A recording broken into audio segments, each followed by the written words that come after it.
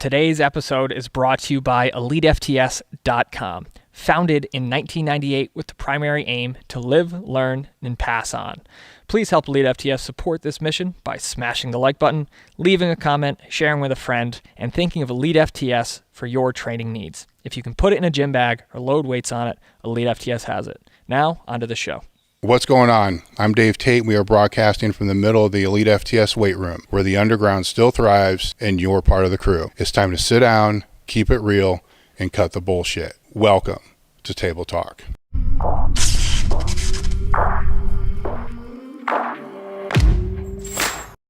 right, guys, we are live.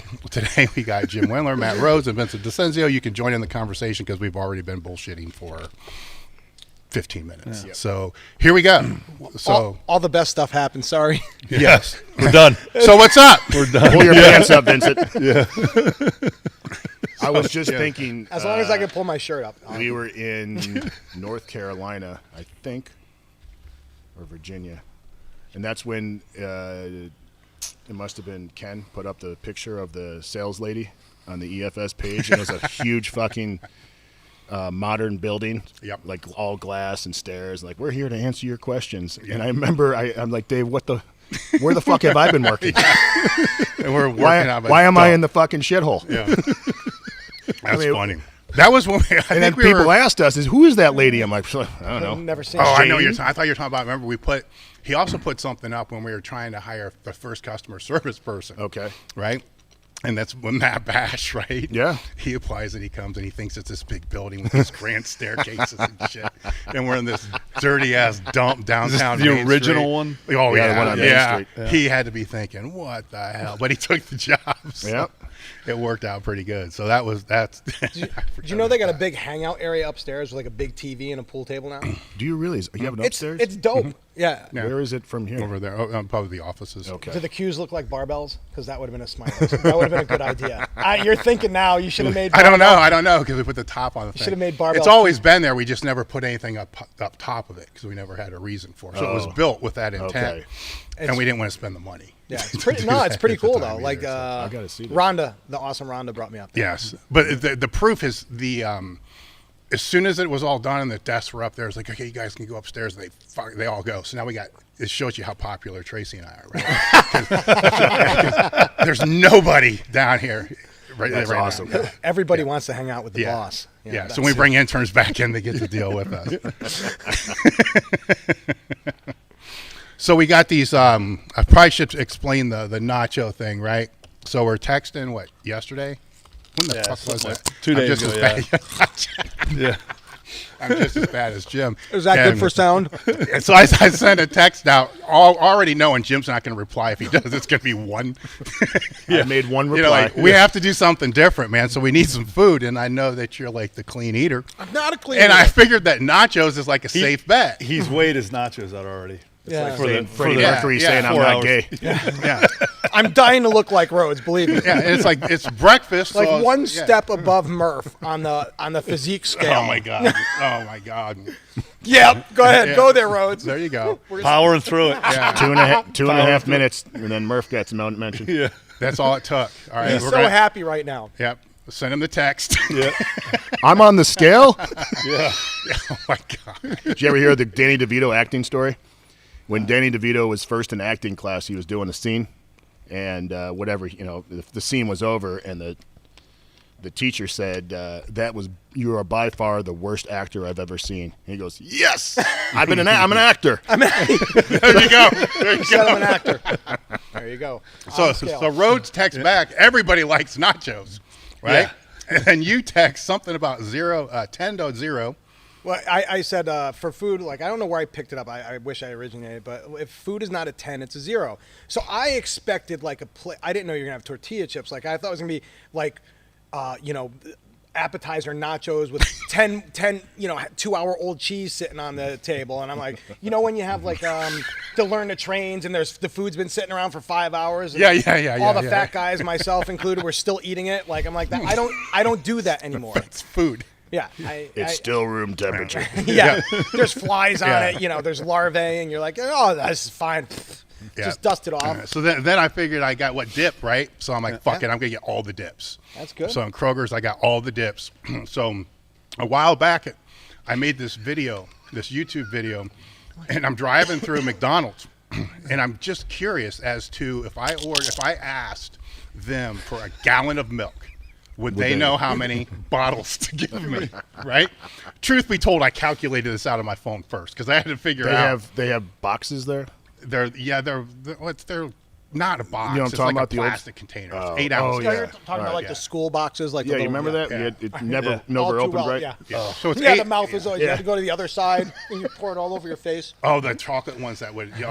I know what you're talking about. No, they don't have those. That would have been even better though. Right, you fold it back. Kids can't open those nowadays. Yeah. Too much work. It's like So advanced. I order a gallon of milk, and there's like this pause. I'm like, gosh, you don't know. It's going to be 16. Yeah. Anyhow, when it was all over, it was like $28. or Holy something. shit! So I have in this video, like the next time I did a podcast, I'm like, dude, you guys got to send these super chats in because they can ask questions. Then they can bump it up with a super chat or like a tip. Like, you guys got to help me pay for the milk fund. Right, Yeah. so I got a freaking nacho fund now, right? See, it's a play on words too because it's not your fund. Yeah. So I got the receipt too. I spent like fucking $80 on dips. You'll make it up in your only then with your you want- OnlyFans account. Exactly, and then you wanted the donut, so we got. I just found out what OnFans is. Did you I really? saw someone with a bumper on the I back have of no their. idea what it is. They How have a many members sticker you on got? their Liar. On their, do you really? I know how many members do you have? Oh. I mean, the problem is they're all dudes. Exactly. Is that a problem? Oh my god, did you ever get those emails? Frequently, still yeah. more now. Yeah. Well, I got them more when I was bigger because yeah. of the Bears. Yeah. You ever remember the amount of guys at Spud Station in when we did a seminar at Murph's, and Murph had like Spud had like there was a group of like bikers. Yeah, I remember that. I remember that. Yes, Yeah. that was awesome. Like, all right. No, that was weird. That wasn't awesome. That Well, was for like for weird. us it was because he had that group. God, if only there was phones back then. Oh yeah. I'm so glad there wasn't. That's crazy. It would have been so bad. But through this text, you also said that a Fitcrunch Yes, was a 10. it is a 10. It's good.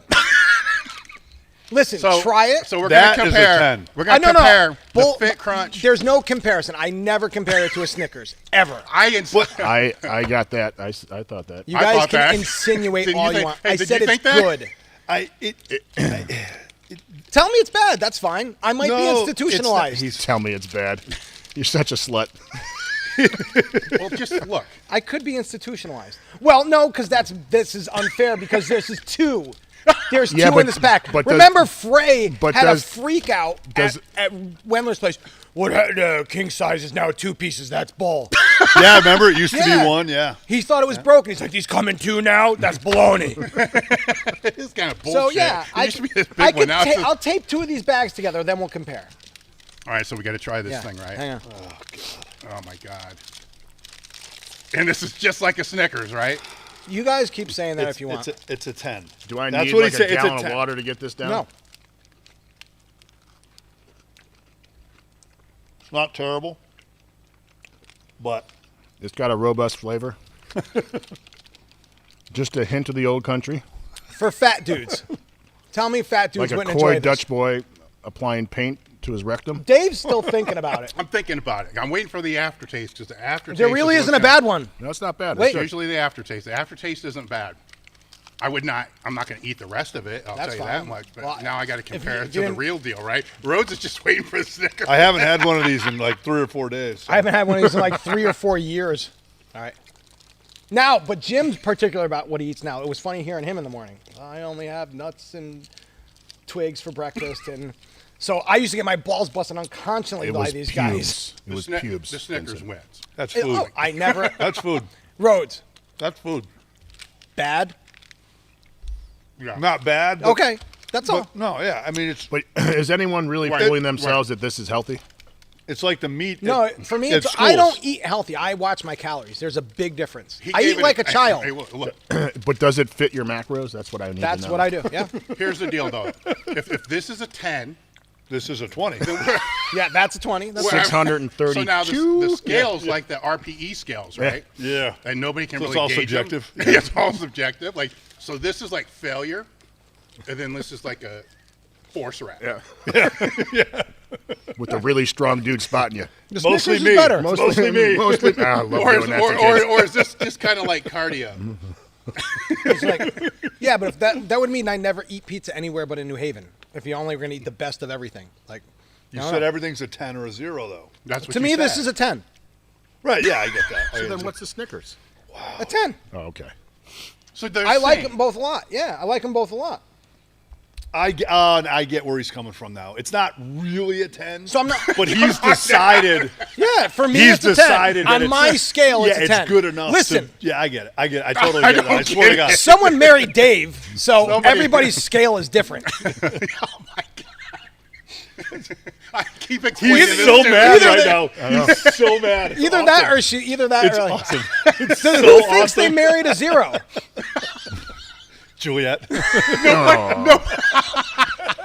Nobody's gonna Dude, admit she is the that. most patient woman like- I've ever met in my life. Well, if there's anyone that's a So 0 Dave- at the table, Dave- it's me because I'm Dave- not married. Dave is my 10 I am to this 0. Fitcrunch. Dave is my I 10 to understand. this Fitcrunch. I understand. Yeah. Okay. It's listen. So there's It's that. better than most protein bars. I'm going to eat a 72 here. Dave, I haven't had a protein bar for a Dave, long time. do you so. remember? Muscle You sandwiches. have muscle. Well, no, I told the muscle sandwich story because we never sold a fucking single muscle sandwich. We're like, God, these things are awesome. Where'd you get them? From Elite. They're out of stock. Well, I don't know what to fucking say. They were like 500 you're off there. calories. Oh, they were so good. All fat. So, Dave, I went into this was probably years ago. I'm finishing. I went to go. I don't know. Juliet went to go get some protein, something at Vitamin Shop in Hilliard, and I asked the lady there. Definitely, totally into fitness. And I'm like, you guys got muscle sandwiches? Ugh, we would never carry anything. And I was like, listen, fatty, you don't get to decide what I fucking eat or judge anything. She has no penis, but she turtled when she bent over. You know what I'm saying? That's how, oh my God. What does that even mean? You guys know what I'm talking about when you're sitting on the can when you're fat and your Johnson turtles a little bit. Just something disappears. The point being is He just got it. yeah, the point is she He was like, had the wait, audacity. I was just in the bathroom. And now I know what he's talking Now about. I know what happens. That's what it's called. That's where it goes. Here comes the training advice. You always gotta wipe off the bottom of your stomach, you know. You guys know what I'm talking about. You guys pee sitting down too, right? I love they try to pass it off. It's healthier for a male. I'm like, no, how? Why? I swear to God, I've heard that several times, and I was like, well, Oh my I god. think I'm going to continue being unhealthy. Oh shit. Yeah. All right. So if it's on, I don't know what to say anymore. Well, that's what we I figured. think I just turtled. He's a turtle. He's in perpetual turtle. You You know when you have to lose weight when you're in perpetual turtle. you just all you are is balls and foreskin. Oh man, I need to put more weight on so I can turtle better. I lost too much weight. My turtle's gone. It's not like a max effort exercise. Oh shit. This has devolved quickly. Oh my god, the turtle thing is great. It just gives people a reason to bulk up. That's when you know you're truly where you're supposed to be. People don't bulk anymore. Yeah, no one's got any heart anymore. As far as getting big. Well, they want a nice and large heart. That's what we wanted. Yeah. I achieved it. Yeah. It's not that hard. Just No. eat whatever you want and train heavy and I know many people that have don't go to the blown doctor. their hearts up. Yeah. Don't go to the doctor so you don't know what's wrong with you. I hope the camera caught Rhodes, went back and took another bite. What the hell, dude? It's like eating a piece of pie or something. No, I know eat the why. back so I can eat the good part at the end. That's fine. No, I think this is going back to I him. remember Rhodes' girlfriend saying something like that. You remember Rhodes had a she girlfriend? ate his back first and then came around and blew not touching some that. trombone. Or he knows if Not he doesn't touching it. finish it, I'm going to give him shit because of the nuggets he didn't eat 15 years ago. Oh, that was awesome. Sweating. Ridiculous. You set me up for that. People, well, first of all, I should give a little backstory so people have an actual clue. I don't know how we might have only told this story like 50 times. Do you remember Cosgrove? So going after Ferrugia. Yeah, oh, it's tough. That was fantastic. And did I ever tell you the check thing we did with Ferrugia? Me and Cosgrove's like, hey, let's tell Ferrugia we both got, I don't know how much we got, maybe $2,000 or something. Like we said, hey, isn't it awesome we got paid $3,500? You're like, isn't this is a good deal? And he lost his shit. He's like, what? You guys serious? Why did I get less? I'm like, I don't know. You might want to talk to Murph about that one. So, and he was beside him. We let him hang for like the entire dinner. Go back to this. There was a seminar that was, I wasn't part of That was the same dinner? Yeah. That was right before dinner. It was way before dinner started. Yeah, I didn't attend. That's when you showed up and they thought he was going to die. Yeah, that's when I walked through the door and I was so rotund that the whole seminar stopped and you made fun of me. It was beautiful. I look back, I'm like, that's beautiful. That was fantastic. I was 330 pounds. It's fantastic. You know when you're around that crew and everybody's like, boy, he let himself go. You know you've achieved something. I had my ringer tee on. It's like when 4X. When Lemmy got kicked out of Hawkwind for drug use, the massive drug ban. Like, dude, I'm serious. You got an issue. We got to kick you out. Like Dave Mustaine. Yeah. Really? You got kicked out? Yeah. They flew out to New York or drove out, booted him out of the band, right when they were going to record Kill 'Em All. Wow. And said, dude, you got to go. We'd just rather not have you. That's how bad Mustaine's drug problem was. Yeah. So that's how bad my get their first eating problem was. Yeah. But there was a seminar and I came to hang out with Rhodes. It was a seminar in Boston area. Yeah. I don't think those are eating problems for us, though. That was an eating purpose. Yeah. Not a problem. But I enjoyed it. It depends on how you paint it. Yeah. Yeah, I enjoyed it. It was, but we went to do they were doing a seminar. I came to hang out with Rhodes and, a bunch of good presenters. But we all went out afterwards, which was always the most fun. Right? Yeah, we ended up at Uno's. And we tormented Rhodes because Rhodes was trying to get bigger and he was getting up there. He's trying. But Rhodes. So I was still early in my journey. I didn't understand the commitment. So there's a difference between Wendler and Rhodes, and I think Dave and I, they don't 5'10". I'm 6'4". No, you guys don't love to eat. You're right. Like you eat. Like I'm not saying you don't enjoy food, but I don't. I could. I love. It's my favorite. Like my wife and Matt was making fun of us. At breakfast, we're thinking about lunch and dinner. Like we have a menu for the week. We cook. And I just love to eat. I'm Italian. Everything was around food. Mm-hmm. So for me to go to a heavyweight, I'm like, this is fantastic. It was punishment for Rhodes. Mm-hmm. Like legitimately making fun of him for not finishing his food. Beads of sweat. And I didn't even, here's what who were they ordered for? They weren't even for you. It was him. My he pushed the plate in front of you. Your good friend. We had gotten, whatever, the appetizer, the meal, and I struggled halfway through the meal. I'm pretty sure I finished it. And Jim saw the whole thing because he was sitting right next to me. He's like, I'm going to get an order of wings. It was like 12 wings. Boneless. Jim took a bite and goes, I can't eat these. The whole purpose was to make me eat them. I'm like, you motherfucker. And there were definitely tears on the inside. On the outside. That may have happened too. That was sweat. And it was shame. The aim took place on everybody at one point or the other. Of course. Cosgrove was getting it, and then everybody just turned on Rhodes. Because once you can direct your... It's a wing, for Christ's sake. Yeah. You can't eat the final wing. There weren't even 11 of them. There weren't even bones I'm done. There were 11 of them. He's like 6'11", 220, and come on, dude, finish some wings. You were so mad. Do we have a question? No. Do you remember when Bolton pulled the first 1,000? We were there. Mm-hmm. It was in New York, right? It was like in the Catskills or something. And there was a guy there. I don't remember his name, but I know who he is. I'm not going to mention him because he's since passed. But he ordered a giant thing of wings, and he would slather these things in ranch and put them in the mouth and take it out, and they were completely clean. It's Every impressive. fucking one. Yeah, and I have no idea how he did that. It was the most amazing thing, and it was so fucking gross. But it was amazing because we all stopped, and it was like, you're like, you don't know what to think because it's bare. Yeah. Like it's and when you're sucking and biting, something's going on there that I don't know. There's some kind of technique that I'm unfamiliar with. Dave's porn. Exactly, my porn logo. Vivid video. Yeah. Going back to the bulking turtle thing, but I remember Now I get That's it. when you know you. That's knowing you've made it. Now I'm using it in a sentence. Yes. We were. What I remember the most about that stupid, right? Because Jim and I, the restaurant was right by the hotel. Yeah. So we're walking back to the hotel, and I'm pulling. You know you're fat, right? You can't use your pockets very well, and I'm trying to. Can't reach all of them. Well, you can't reach them. It's a mess. And it was maybe a $5 or $10. Something blew out of my pocket, and it's like blowing across the parking lot. And we're both just looking at it. What right? denomination Neither is one that? of us have any intent on getting this. Not even like to lunge forward with your foot. So then we start asking the fake how effort. much. Like if that was $20, would we go after it? Yeah. Nah. We got up to like 100. It's like, no, fuck it, we're not doing it. So the value of the turtle, right? Yeah. Goes back to not giving a shit. And $100 is a lot of money, right? Yep. Especially to my Especially broke back ass. then, too. You I'm guys not had broke no- ass. I mean, everybody thinks I was a freaking millionaire. I'm broke ass. It's like, oh shit, how am I going to pay for the dinner I just paid for? Do you remember we were in Tucson? This was early on. I was still living in Kentucky, and fucking taxes rolled around.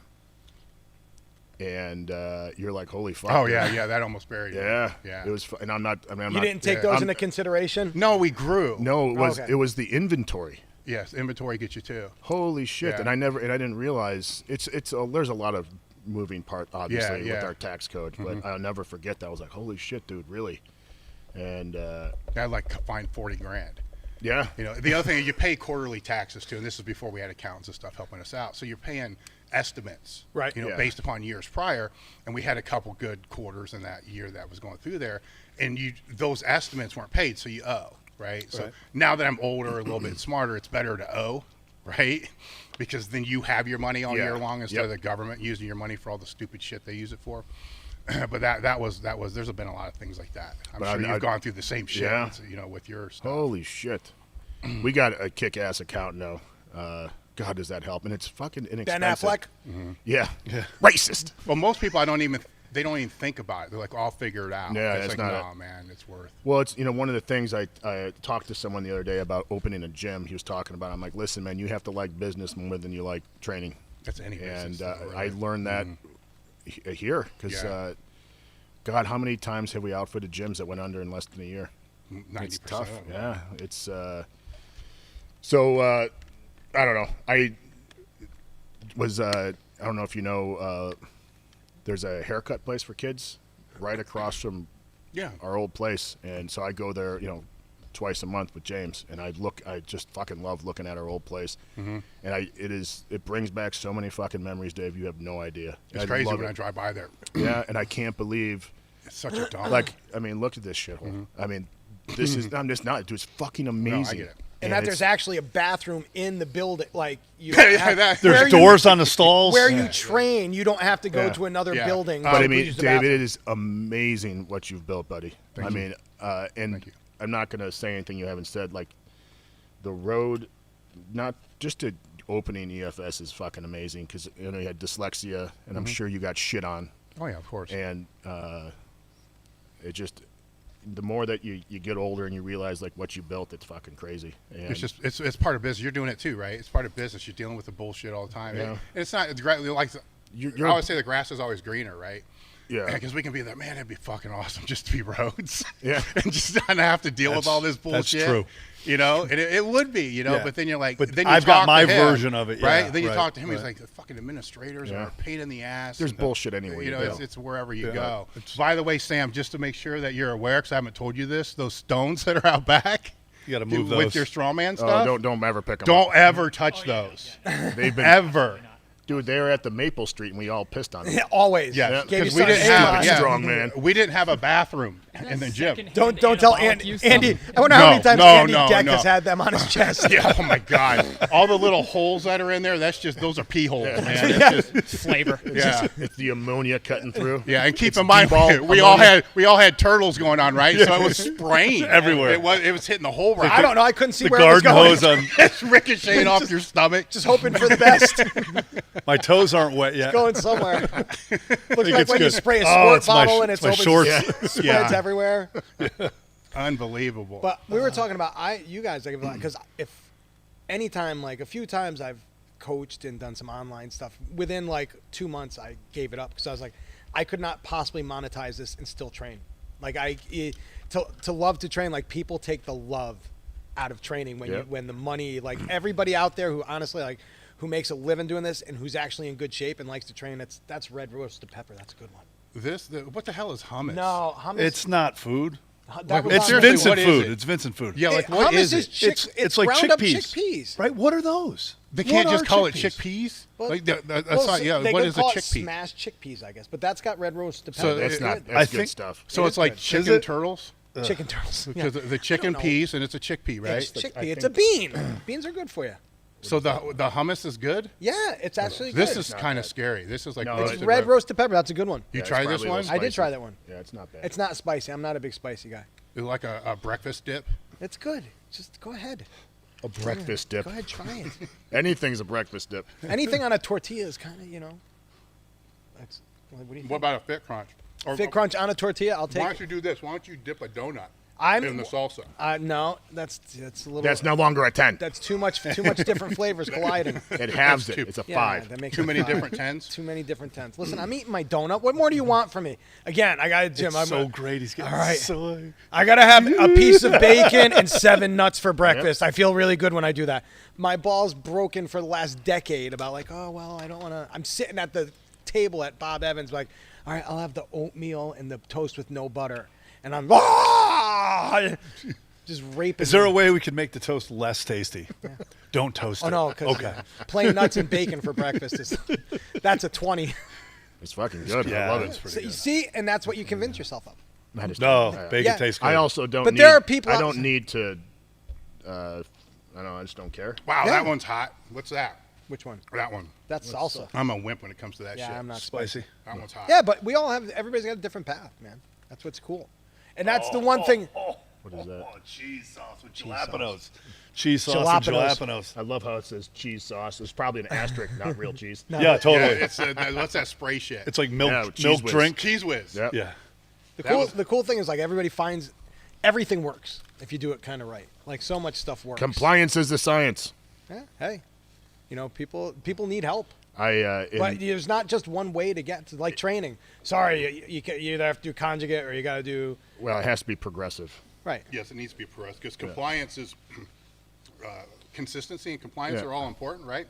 But if you got to be doing something fairly well. yeah, I mean, we all know those guys that come to the gym at the same day, the same time, been doing it for 10 years. They look exactly the Murph. same. They're taking tons of trends. I love you. And nothing ever changes. He doesn't look any better. Murph, he actually lost weight. He's actually kind of. I'm just busting Murph. No, but for real, he lost weight. He doesn't look terrible. That's good. That's about There's the best. no way he does not look terrible. He doesn't look Did I say that terrible. right? He doesn't. I don't even know where I am with the Like, knots why did anymore. I just say that, man? Is that right? He does not look terrible. It does not. Is TPS still open? Yeah. Yep. Okay. Yeah. I think they got really hammered with all the COVID restrictions. Well, I for can't a while. imagine. Massachusetts. What But a he shithole. just posted a big thing about like them being open, like no masks. Nobody has to wear a mask if you don't want to. So he's back in business. Murph, you've always been good to us.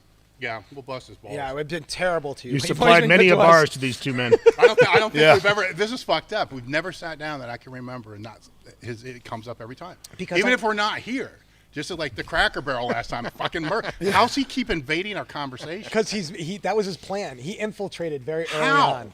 He's like herpes. Occasionally, It's the gift that keeps on giving. always there, comes back every so often. You never know. We got an outbreak. You got to put some lotion on We it. got an outbreak of Murph every time we get together. Caught a case of the Murph. Oh my god, that's terrible. Because here's the thing too, and he's loving this.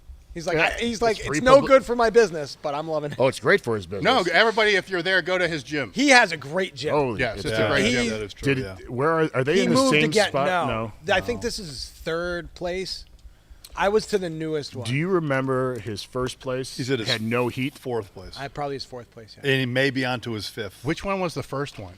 No, you've been there because I know did I seminars was. with you. Yeah, I know. I'd like to jujitsu in the front Oh, okay, room. yeah. That had no heat.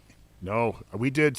I've done 2 seminars there, and You slept at another. That's where we slept together. well, the first night, dude, we were on a king size bed. The first night, you couldn't get farther apart. Yeah. It was. Yeah. It was homophobia, and then after a while, I was like, dude, I don't give a fuck. I'm so tired. I'm laying out. It's cold. What about the times after okay. that? Okay, so hold on. Those aren't 2 pillows. I think we did 2 or 3 seminars in the winter there. And then one of the seminars, you had something going on. You had like a family emergency. Yeah. And Dave luckily told me, 12 hours before we were fucking flying out, like, dude, you got everything. Yeah. There might have been 80 or 90 people there. It was the most. Saturday is our big day. Yeah. I think I spoke till 8:30. Damn. And then guy had the audacity to come out and said, I don't think I got my money's worth. Dude, we get. Yeah. And I was like, what the fuck? I'm so fucking tired right now. It was exhausting. Like I still. Those Saturdays were long days, buddy. They're hard. I get asked to do stuff now, and I told we were talking last couple hours, and I'm like, there's no amount of money that's worth it. I get I'm just asked too that all the time. tiring. Well, it's exhausting. Yeah. People don't have any clue what you have to put into it, like just mentally and physically to train 100 people over the course of a day. Yep. It's hard enough to train a person, Yep. but you're going through. Because every time we ever did something, the turnout was always huge. Oh, we had groups of 30. We'll each take a group of 30 or 20. Coach 30 people for 6 hours and then talk. And it's not just the difference, though, was we weren't just demonstrating. It's like these people I counted at one time how many reps were being coached of each person that would come. Right, just in a regular learner. Because you had to coach warm-ups. You'd watch people with the bar everything, screwing up. because you're trying to see where they're fucking up so you can fix it. It was like 50 or 60 reps for each person. And keep in mind, there's only like 5 reps per set or whatever it's going to be. And then if you look at some of the other seminars that were out there, or even out there today, they demonstrate, everybody does like 1 or 2 reps. Like how you can help anybody in 1 or 2 reps. That's where it gets exhausting. They want the money as opposed to actually helping people. The cool thing if you're actually going to do a seminar, it's got to be for like 5 people that all know each other, kind of thing. Yeah, because you can get. But similar skill level kind of thing. I'll go to them because it's cool. Because I'll just like hit up people. I'm like, you mind if I drop by your seminar? And there's been a number of them I've just dropped by, and I've actually end up coaching because I'm watching people on their phones, like not coaching. Yeah. And I'm like crestfallen because I know I used to go to seminars all those years ago, and like, you just want like one thing. The fact that anybody could have ever said, like the guy who you told had balls on his hat when they were boxing gloves, he had a reason to be mad. Like he just walked out and left. But nobody could ever say that like they weren't coached. Well, to be honest, that fucking dude that was one of the best moments ever. He brought it on himself. He was fucking talking back about it. I'm like, dude, I'm just trying to help. Yeah. And I'm like, fuck this, dude. You're going to be an asshole about this? I don't care. He's a boxer. He had boxing gloves on his hat. Looked like a pair of balls. Jim goes, "Are those balls on your hat?" He was so mad. He walked out. Yeah, he got up and left. But he paid. It was already paid. I think Murph gave him his money back. Did he? Yeah, Murph told him to get out too. I think I was there for that one. I kind of remember. I was there for that one. You were there. I remember that. I mean, it didn't think about it this way. I just now remember it. So it left such a little impression on me. That's how okay this was. Yeah. It's like, I know it's my business. I know you're part of the face of this business, but you know what? That's completely justifiable. There were balls in his head. But when you go to what's a man supposed to say? When you go to other people's seminar, you realize what we all put into when we did them. That was fun. Yeah, and it was fun, and we did it, but it was a lot of hard work. You brought it up. You brought it up. I was not part of that. You brought that up. That's what we put into that one. Rhodes is like, we're gonna tell that story again. People love that story, but no, nobody could ever walk away and complain. Whoever did whatever did a lot of work, and a lot of people. Like now the turnouts. It's funny. I like see like people do seminars and they're like, oh, we're at this gym, and you like see 7 people like all spread out trying to make it. They got the employees, you got the janitor, cardboard cutouts, guys holding the broom. Hey boss, when do you want me to do this? Good turnout today. Looks like I don't have to clean today. People brought their kids, pets. Well, picture looks full. 7 paying customers. Are they? I don't keep. I mean, they're still doing lots of that. Not the last year, of course not. But no, up until fucking gross. I didn't do that one. No, but you said that. I told you what it was. Man. This one was good. No, you said hummus is good. That's like gross. That's a diet food. I don't like that one. I don't like plain hummus. What are you, a communist? Eating plain hummus. Oh, that's fucking gross. What's wrong with you? That's terrible. You bought it. The Fitcrunch is better than that. It is certainly much better. Way better. Boy, that's an indictment. I told you this hummus was good. Oh, that's hummus too? Rhodes, he ate more of his Fitcrunch, so I don't care. Listen, all you fat people out there trying not to be fat. Maybe we should take a question. Oh, yeah. We got a question? If you don't want to be fat, eat half of a king-size Snickers. No. Eat a Fitcrunch bar. Couple things. One, Murph just signed in. Can we block him? Can we block him? You've got to have that kind of technology here. Hey, Murph. We put a man on the moon, for Christ's sakes. Listen, man, we just promoted the hell out of your gym. So Absolutely. there's that little super chat button. Click that and hit the $50 one. He's currently responding, and it looks like "fuck you guys." All right. That's with an accent. So wait, so you're not gonna donate to the Nacho Fund? Did he spell it FAWCK? He wants to jump in with either call one of you guys. Well, first of all, he can't jump, so Yeah, he can't jump. And which one of our numbers does he have? Exactly. He can try all he wants. I talked to Murph 2 weeks ago. He's got mine. I actually I have talked some to Murph equipment. 2 weeks ago. Murph, you're a good dude. No, he hasn't texted me. And everybody knows Jim's not going to reply, so he's not even going to He doesn't bother. even reply to me, My phone's off. which is fine. Yeah, it's always weird when you Nah, get like if a it's- response from Jim. You're like, oh, something must be wrong. Nah, if it's urgent, I he'll called reply. Rhodes the other day. Yeah. I know he's like, dude, fucking Jim's dying. Yeah, something's wrong. He must need a kidney. I called my buddy Joey one time and to talk about some music stuff, and he's like, answered, dude, are you okay? What's wrong? And I was like, nah, I just got to talk to you about this new band. He's like, oh, all right. Wow, okay. You called me in the middle of school day, and I stopped doing what I was doing because I'm like, this must be important. I'm like, someone take over. What are See, that's why I don't call, because if I it's do have important. something to say, That's right. we can at least talk a little bit. Yeah, if he ever really needs somebody, we're all there, and he knows it. We talked about this last time I was up here. I get a call at work 2 summers ago. He's like, dude, you sitting down? I'm like, yeah, what's up? He goes, are you fucking He's sitting like, down? I'm like, I yeah, have dude, to I'm be, at my my knees desk. don't work. He's like, dude, I found the best fucking pants. I can get in my truck and I don't have to hike them up. You know what I mean? And I'm like, yeah. And he goes, I'll send you the link. You know what I did? You know where I was driving to? Where? I was driving to the shooting range because now I could bend you over could and pick up the fucking brass. Yeah. I was so happy. I just like fucking honey, fucking loaded up, a couple hundred fucking rounds, and I'm like, I'm going. Here we go. there you go. Now, I can pick up the brass. I was doing squats in my bedroom. Ran down, honey. She calls them my happy pants. Like, I've never seen you happier in my entire life. That and when we went to a gym early on, and there was a neck machine there. And One of those old ones. The 4-way neck, and she's like, you are the happiest man I've ever seen in my life. I'm like, I just cut my workout. I'm like, I don't fucking care. I'm just doing that. Just doing neck all day. Ooh, Rhonda, if you're listening, do you have a neck harness back there? Yeah. Neck harness. I gotta get a neck harness. All right. Neck harnesses. So what do we got? Do you have leather ones, Dave? I think so. All right. I need a neck harness. Yeah. Got trained neck. So we got a few questions that came in. Everybody's just kind of wondering what everybody's doing for training nowadays. Who cares? Yeah. I will share because I've actually feel better than I have in like decades. Again, I'm not training as heavy as I used to. I had to do one thing Matt, Jim and I have been talking about, and even Dave, because I've hit up Dave for stuff. Dave, you're with you figured out what works for you conjugate. Like you're like, I can do my body can handle a single. Mm-hmm. But Jim's like doing a ton of like calisthenic work with dumbbells and kettlebells, weight No vests. dumbbells, just All right. fucking just weight walrus stuff. Walrus stuff. Rhodes is kind of I can do my version of squat, bench, and deadlift, and I've kind of done an elimination training.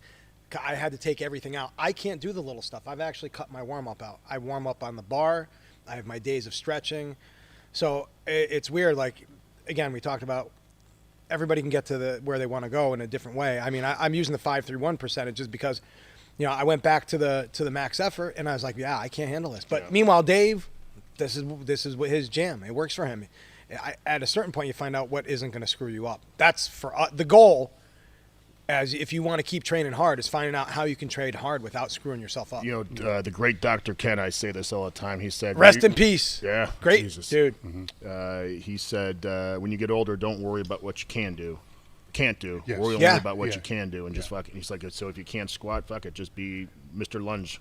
And stop getting. You got to find what works for you, and stop getting too influenced. There's so much information out there. Like this was the first time because we're together and we've trained for years, and I'll jump on the bandwagon. I've gotten so much great ideas from them.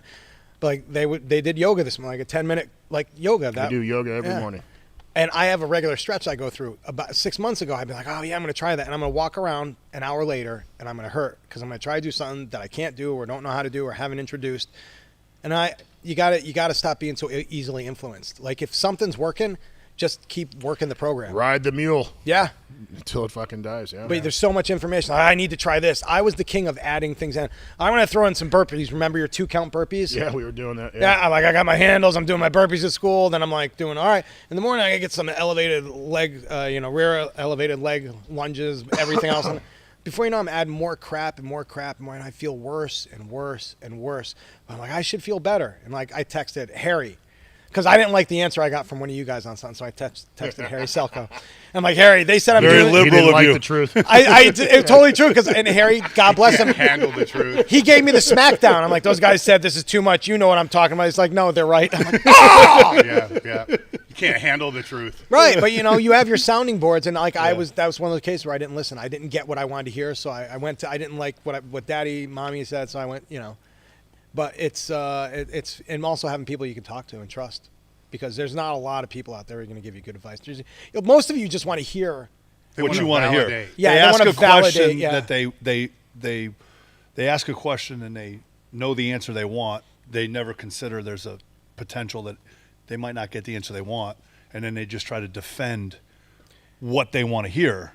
So you're wrong. We were last time I was in London, we were talking about something like rows, and I'm like, I can't do rows. Or you and I were talking about something like, you brought up this exercise, like, then you walked back. You're like, oh yeah, but you can't do that, because a lot of times you're just trying to convince someone what you're doing is going to be good for them, and like you actually stopped, because you've given me a lot of great stuff.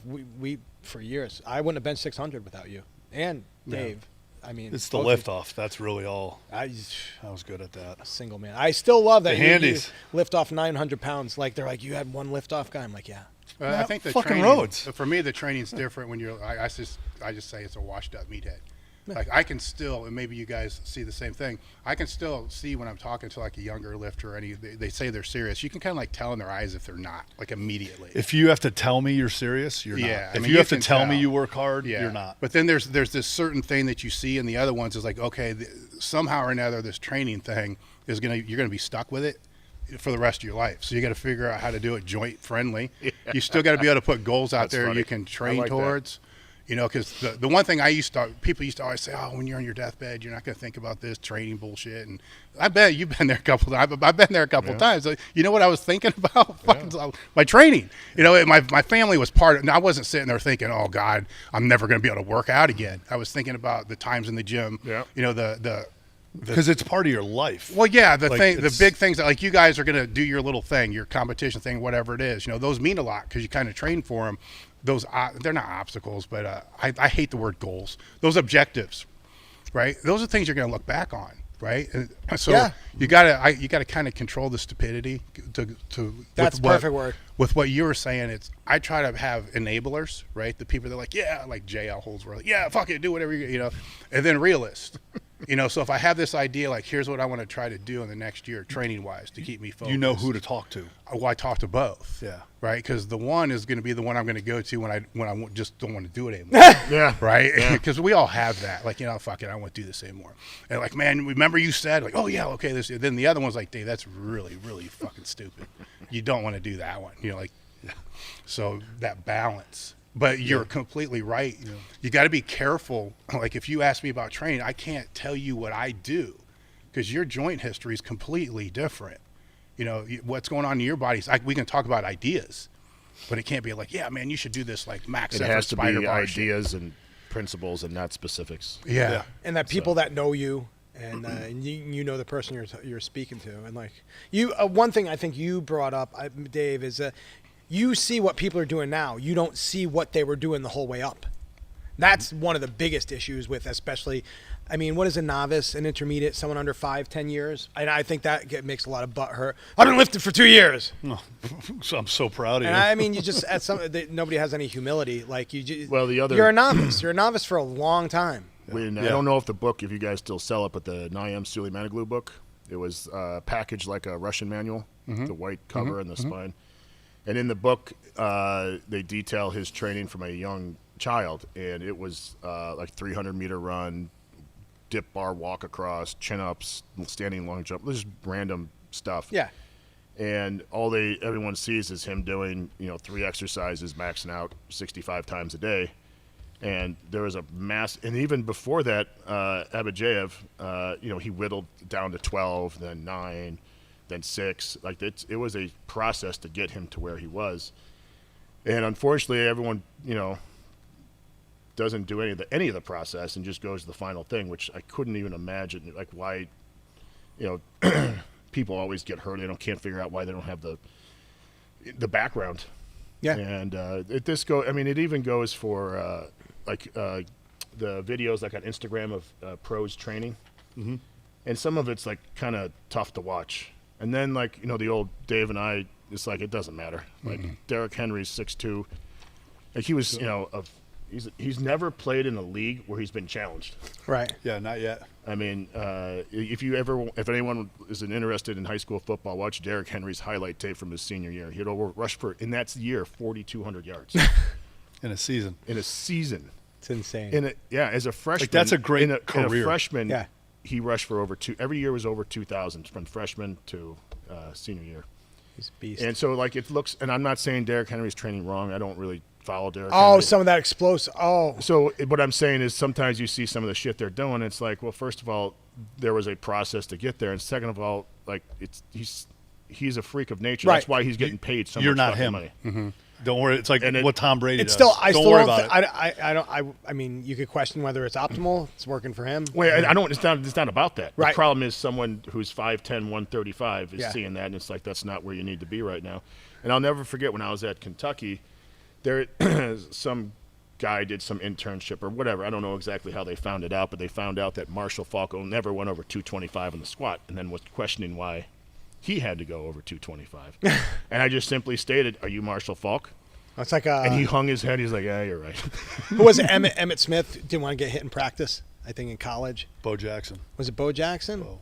Bo was not a practicer. And someone to get. And then every kid now is like, "Well, Bo didn't. You're not Bo. Mm-hmm. He ties his shoes better than you can. Yeah. Like, don't compare yourself to Bo. Come on." But a lot of the advice I give, and here's what because I'm not in the business, is even when I'm on some forum or something, I've been on Jim's forum and I give some advice and Jim has to pipe back and for you novices and intermediates, it's different because I forget I'm so beyond thinking to that point. I've just recently, I don't warm up anymore. It was adding too much. First of all, my warm up got stupid because I got influenced by everything. My warm up got longer and longer. My buddy Rob, he loves your warm up, and he loves volume, but he's a little younger than I am. No, my warm up's not volume. No. But the one you had, the video of your athletes going through. Oh, okay. Yeah, you have them out there doing hanging leg raises, and he digs that. His body's younger, he can handle all that. Everything I was adding more volume. My movement patterns are not complicated with training. I'm belt squatting, shoulder press with a shoulder saver on a Swiss bar and a trap bar deadlift. So it's not like I'm doing anything complicated. So if I can't, and again, I hike, I swim. If it doesn't fit in those if you can't load anything outside those parameters, is that what you're saying? No, but I can. But no, what I'm saying is I don't need to warm up for those movements. Yeah. I can use the bar. Those movements aren't complicated. Again, if I was getting under a straight bar, if I was doing a regular deadlift, might be a different story. But it's not, if I just take small jumps, start with the bench. I would start with the bar. I'm doing a couple sets of 50, but. When I'm with my coach, and I'm like, everyone fucking starts with the bar. Yeah.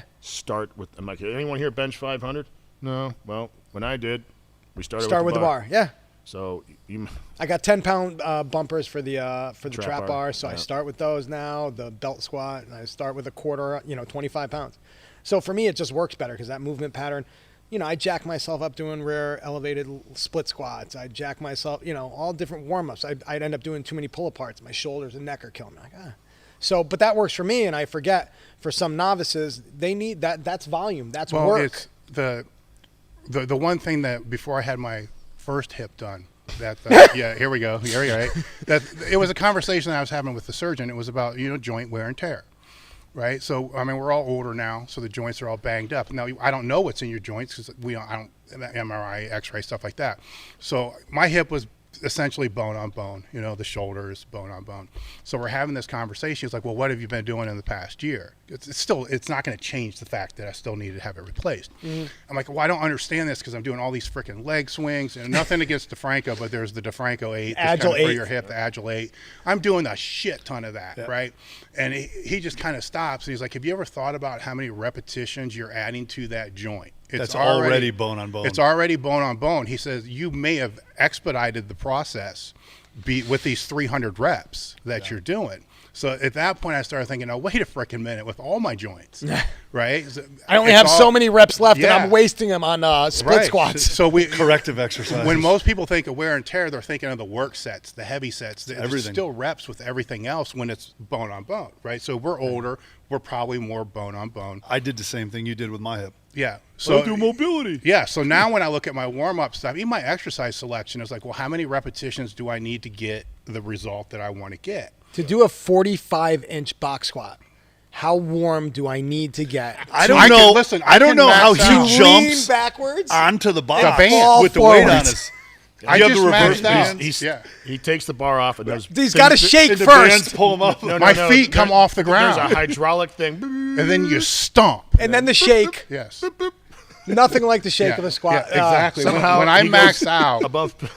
He's got How are you above 100? How are you above? Start here and then go. How are you above 180 degrees? When he gets close to above parallel. It's less than. I just maxed out 2 weeks ago, and it was what I was training for. And it was under 15 total reps to work all the way up and max out. There you go. Now that's not counting. He's got a hydraulic box that pushes him back up. Yeah, I'm doing free squats first, but anyhow, you get it. Yeah. Just to so everyone's clear, the guys I coach, we do a shit ton of calisthenics and warming up. So this is most of the people listening probably don't fall into any of this category. But some of you, you will at some point maybe. We got a lot of old geezers listening to this. Murph's online. Yeah. So seriously, tripping over his beard. I do get hit up by a lot of older lifters now. I mean, that's the thing. We've been around long enough where there are a lot of older people who want to stay in the game. We've lost a lot, not saying dead, although a lot of them have been going too. But there's still a lot of old meatheads that want to figure out how to do it. That's why I totally get it. I'm just saying, keep going where you're going because I like where you're going. I know where you're it's just you have to understand that it is a completely different thing with kids. Yes. And absolutely. The other thing is coordination. Yeah, the amount of stuff that we do with the kids now is, and my wife calls herself a glorified PE teacher now because kids are so undertrained. They have to build a base. Well, they don't even need to build the base; they need to get the tools. Yeah. I'm not saying every kid's like that, but it's unbelievable. Are you trying to be all coy?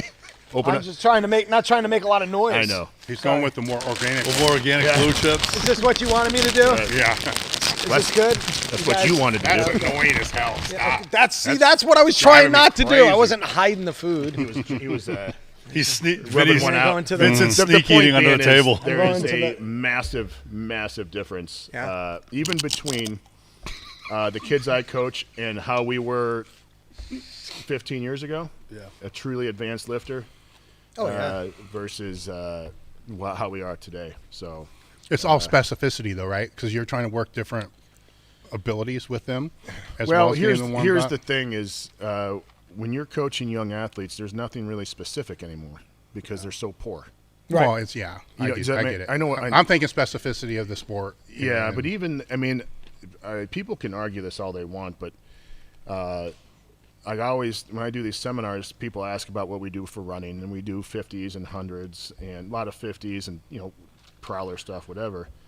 And I always say my job would be a million times easier if every kid I coach could run a mile.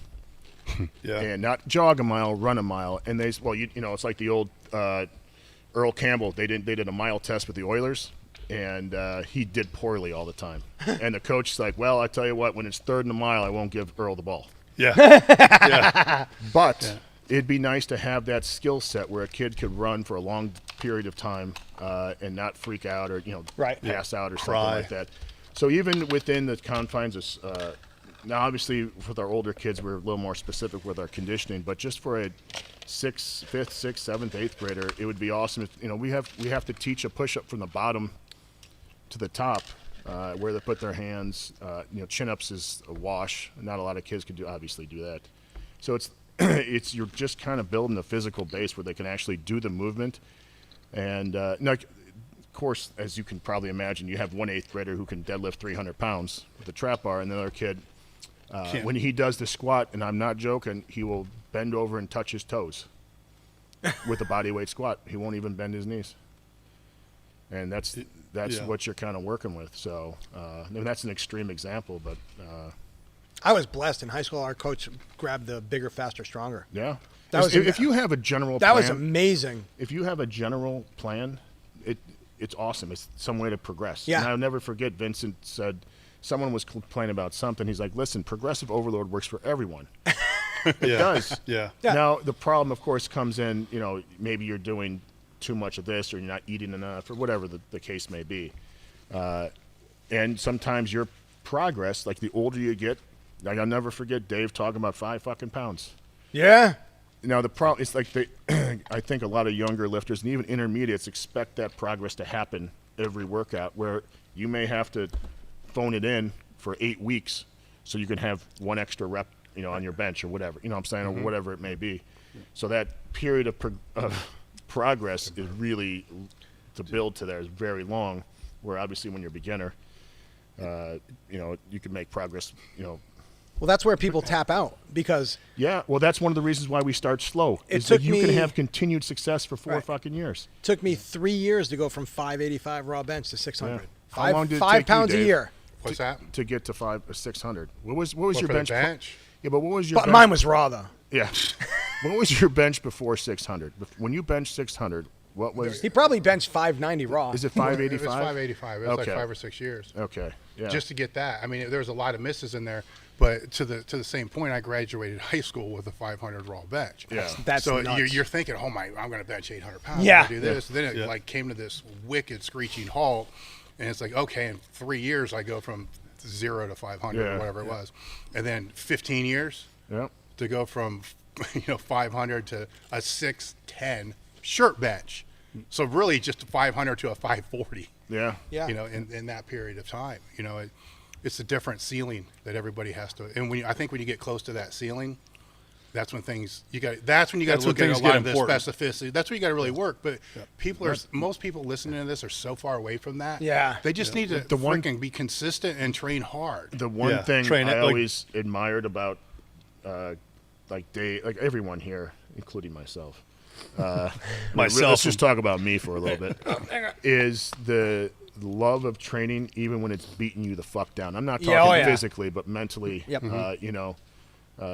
When you're not making progress. And one of my friends said, when the longer I don't make progress, the bigger the jump I know is going to be in the future. Because all of a sudden, it's like, I always tell the story. It took me 7 years to go from 300 to 400 on the bench, and then to get to 440 was like 2 months, and then I got 455 a month later, and it was like, everything just became kind of clearer.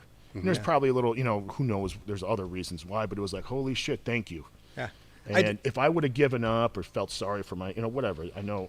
And I'm not saying like, dude, how many times did you drive home from Westside ready to fucking eat it? It's all the time. It's all the time. Right? Just even still now, like when I come to work, I never go through that front door. I go through this door, so I got to walk through here because I don't want to train all the time. Half the time I don't want to, but I still do. You do it, yeah. Like even when post-surgery, I'll walk in here and I call it bar porn. I'll just grab the bar to figure out, so I don't get too far away. This is what I'm getting back to, and that's that different thing I was talking about.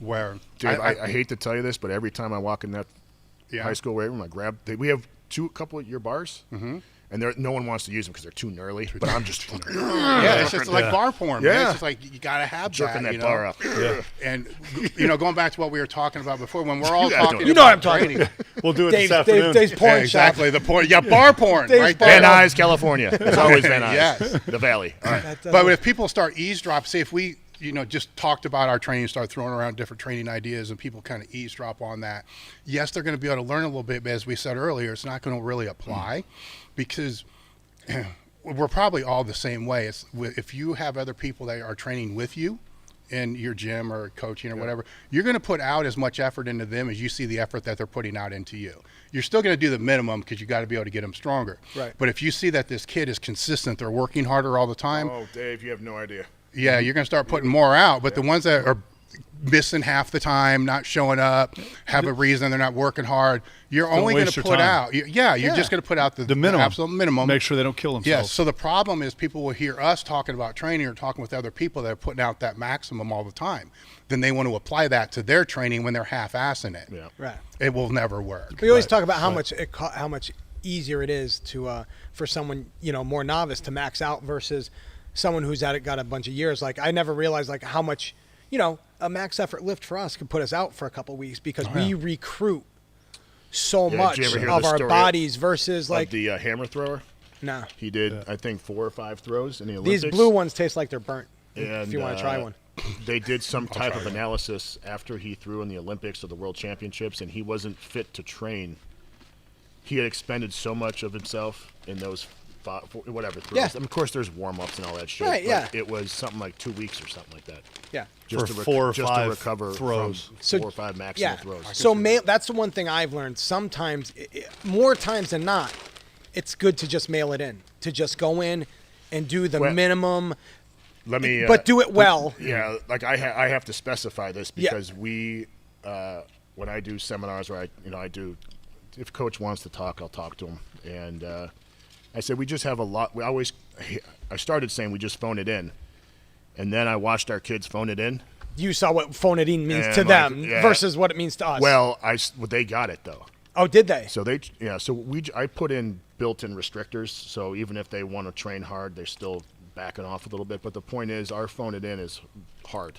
Yeah. Okay. But their ceiling's a little higher. Because they have you. Yeah, I'm making sure. But so when I say phone it in, you're not just going in there and just looking around and doing 135. See, I don't get it because I don't get for me, and that's what I love to train. My wife does not love to train. She loves the results. We train together. I have a home gym. It's amazing. I don't know how anybody lifts around other humans, but it's awesome to watch. At the end of a workout, she becomes increasingly happy, and I'm increasingly hostile and angry because it's just getting harder, and I'm just getting that angst from training. But I enjoy it, and even that's phoning it in. But I'm surly, and she's whistling Dixie. She's like, all right, one more set. And I'm like, one more set.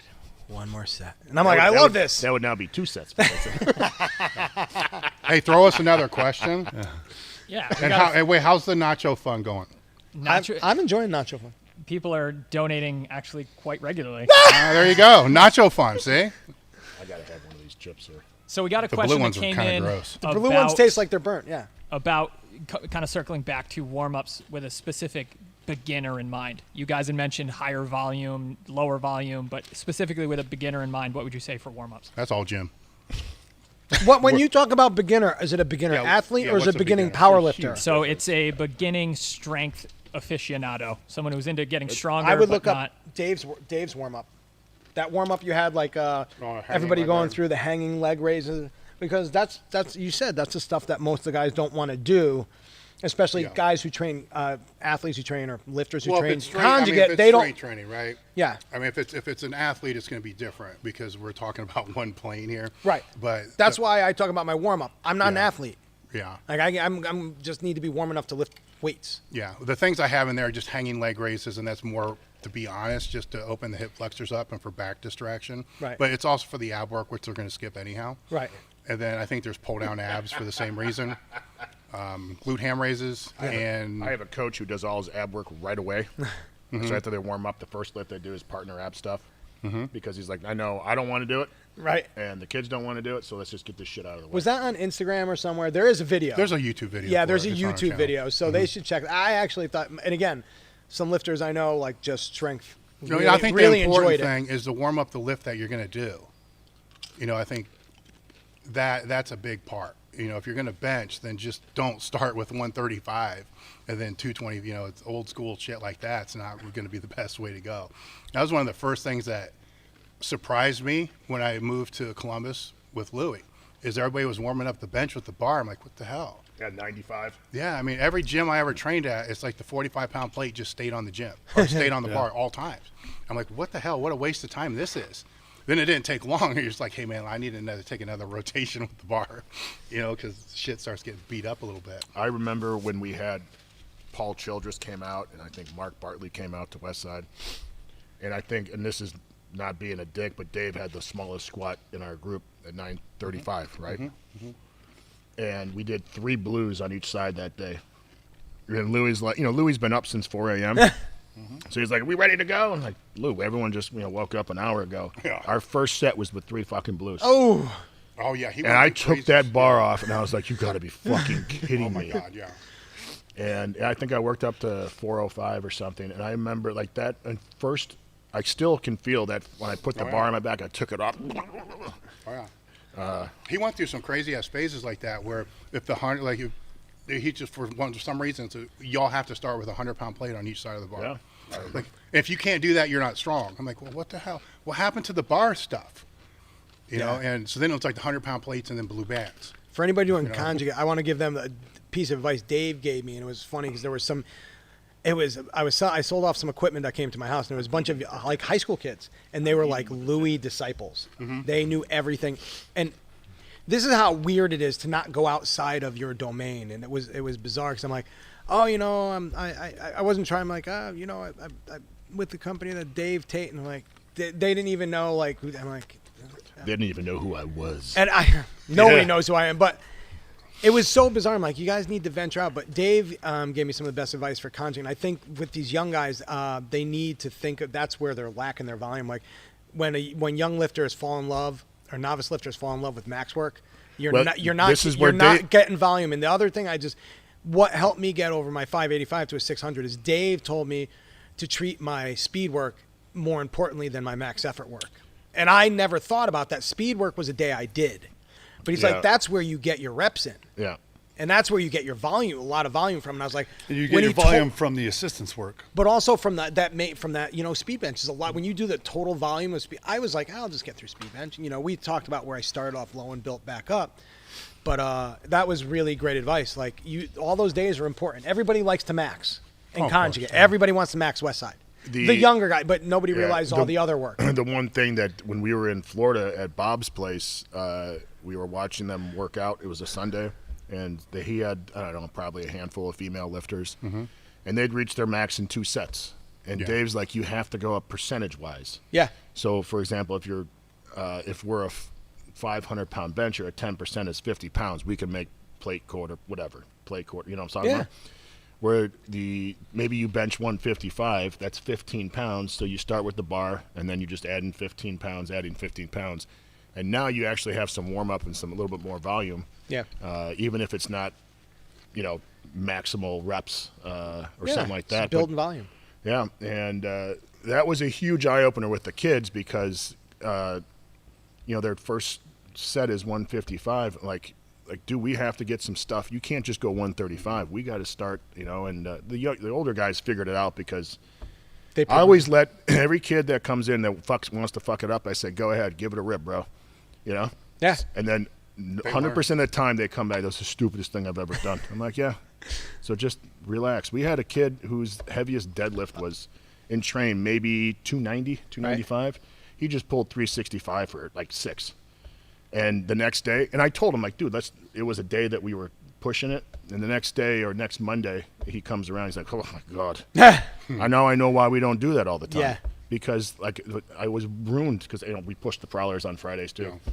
And it was just like, but every kid, I'm like, yeah, let's see what happens, buddy.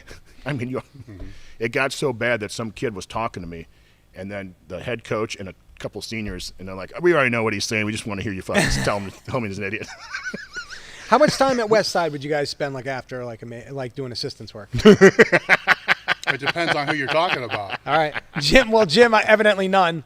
I mean, there were more people than you would think that just did the main thing and then just kind of slid out the back door. Really? And then there was. Wait a minute, I gotta take a phone call. You don't even have a cell phone.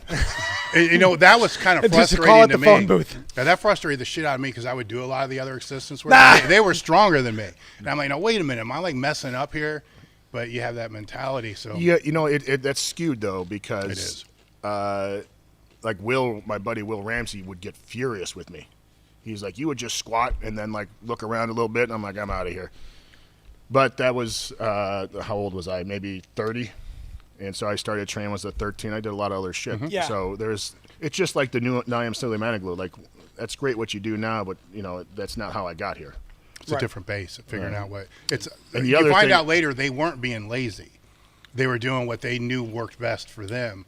Where somebody like Chuck, on the other hand, needed to do more volume. Dude, if you ever do lat pull downs with Chuck, it's the worst fucking thing. You do 10 reps, and he was like, "All right, here we go. We're do 20. 1, 2." Like after you've done 13. And let's say physically what he was doing was wrong. Mentally, in his mind, it's right. Yeah, so right. What are you fine. going to argue with that, right? So, but the other thing is, when I used to squat and leave on Mondays, I would do the power squat. And I would do probably starting at a very light weight, maybe 25 sets. And every set was for a set of 10. Uh-huh. And my legs were fried. So you got your work in. Oh, yeah. And I did tons of back raises on the 45. That's the best piece of equipment you guys sell. Yeah. And I'm not, obviously you guys got great. Yeah, I get, you know what I'm saying. I get it. Of all the other manufacturers of that product, by far, I remember the first time I tried to load a regular 45. I just You use that big camber bar. Yeah, I got a lot. no, but the first on a regular 45-degree back raise, I tried loading it. It just fucking tipped right over. I was there the day it showed up at your house. Where was you? Yeah, because someone got. Yeah. Yeah. So I still don't know who did it, And I don't got want to a- know anymore. And with my back, I got on it, and I was like, I ordered one like that week. Yeah. And it's funny, anybody who's ever friend who's been trained, they've gotten one. They've ordered one. There really is, and for people, especially if you have a bad back. Yep. That's an exercise. Did I you see can what we did with always ours? do. You tilted it. Yeah, we put a cinder block underneath, so now occasionally we just do regular back raises. For the back end, where the feet. Yeah, we raised it up, so it's because most back raises they don't have the dick pad. Yeah. The dick saver. Mine does. No, yeah. Oh, you're on your. Well, Yeah. look, man, if No, you're I'm doing your talking- job and you got a and turtle, your turtles, it's not yeah. going to matter. No, I'm But talking. yeah, because when you're 330, you're doing back raises. Getting out of bed is a back raise. Yeah. It's funny. I was thinking. I was talking to someone, and I feel fucking phenomenal physically right now. I feel like I can take on the world. And I remember when we were in Canada, and this might have been the first time we were in Canada, or the second time. It was early on when we did the Swiss, and I couldn't. Fucking Martin Rooney. What a dick. I love Martin Rooney. I think he's Sounds like it. But no, No, because he's he's like, just hey, busting let's go. balls. We're gonna go to whatever, some restaurant. I'm like, well, where is it? And Dave, and I look at, he's like, it's like a mile down the road. And I look at Dave, I'm like, you gotta be fucking kidding like me. that Gretzky Like, come thing, on, dude, right? you own a business. Taxi up. I know it's Oh, God, American that dollar goes far here. Yeah. Fucking terrible. So we walked there, and Dave was coaching me. He's like, dude, just relax, just keep your head down. My back was so tight.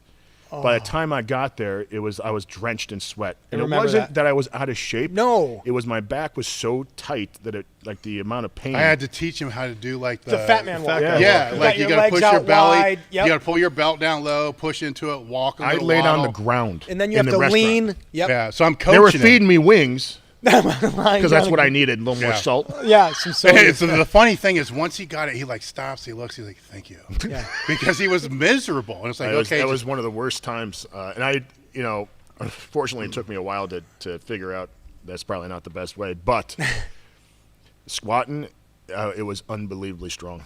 I was remember so what Martin fucking said? strong. Yeah. After we get there, he looks to us and he's like, everything you told him is exactly what you never want to tell an athlete.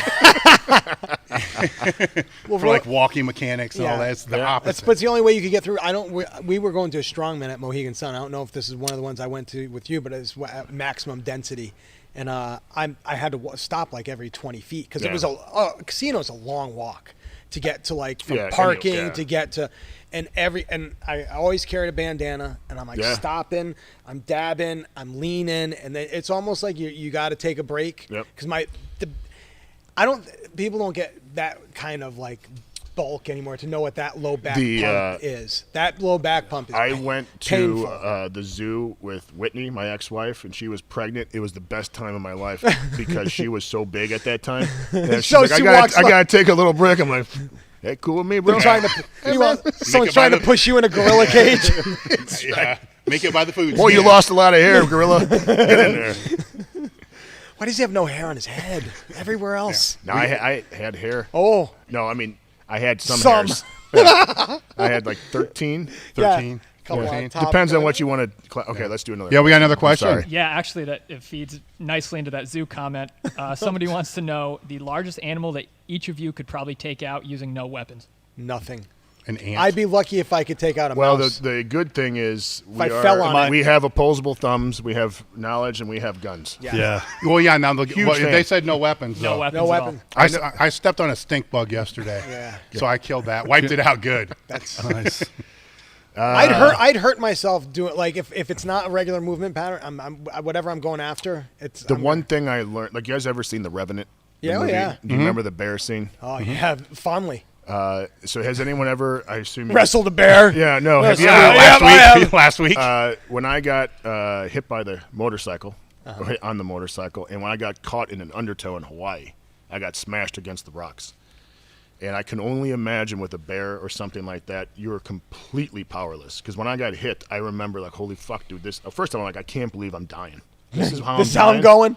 in a but I laugh at some of these tough guys. Like, even if you're in the ring with Tyson back in the day, like, you were powerless. No, And yeah, I don't know. that's a tough question. Sorry, I can't really. Yeah, I think the real answer is we all have guns. Yeah, exactly. There we go. Doesn't matter. The animal, ones. I don't want to fight off is Rhodes. I mean, I resist. True it story. It gets them hard. Yeah, that was a quick one. We got a few more that came in. Actually, another one on training specifically. Utilization of cleans for athlete development. Do you think they're necessary? Not it. I'm not. I think they're helpful. I don't think they're necessary. It's Is it that triple extension nut. important? Elaborate. yeah, triple extension is massively important. Are there other ways to get it that are safer? No, it's not. Well, it's not safe. It's the ability to coach it. To coach it, yeah. And then the That's what I ability meant. of the kid to pick it up. Like, you might, like, if I coached in high school, I probably wouldn't clean the kids because it depends. But the learning time, I'm wasting valuable time teaching something that's good, but I can get it if we jump or Right. by How would you sprinting train or it? What would you do instead of? Oh, he's jump, sprint, med ball agility, throws, med ball. especially- Yeah, like, it's not super important. It's another component of triple extension, but I don't think it's the end of the world if you don't do it. Right. And you have to be able to coach it. And to be able to coach Yeah. it doesn't seem like Well, it's it's easy. not. It's not just being able to coach it. When you're in, for example, high school athletes, the amount of athletes you have to amount of coach. athletes that you have, and the wide disparity. And the one thing is, you never want to coach down. Meaning, I always tell the younger kids, we're not stopping if you can't pick shit up, Right. because you're going to hold everyone back, and you're not important right now for the next season. However, you can't have 4 athletes being able to clean, this athlete doing this, because it just becomes an absolute Can't keep clusterfuck. track of So what's going on. bang for buck. It's Yeah. Well, the it one doesn't sound like it's worth it. the one thing that whenever I get overwhelmed in my head, which doesn't happen very often, but I can't, this is the greatest job I've ever had in my life. I am in service of others. I'm helping the community. I'm helping kids. It's whatever. But I always what am I really looking to do?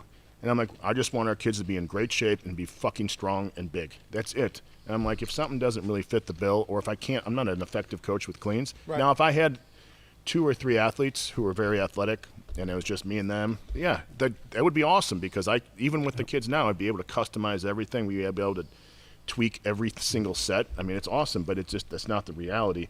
I think they're good. I think they would be a main lift if you could do it, but I don't think it's necessary. And then people can argue that. And I'm like, well, then why have many programs won football games without it? It seems like very rare scenarios and that you can implement it properly. Well, let's say at London we could, but I'd have to have 8 coaches. Right.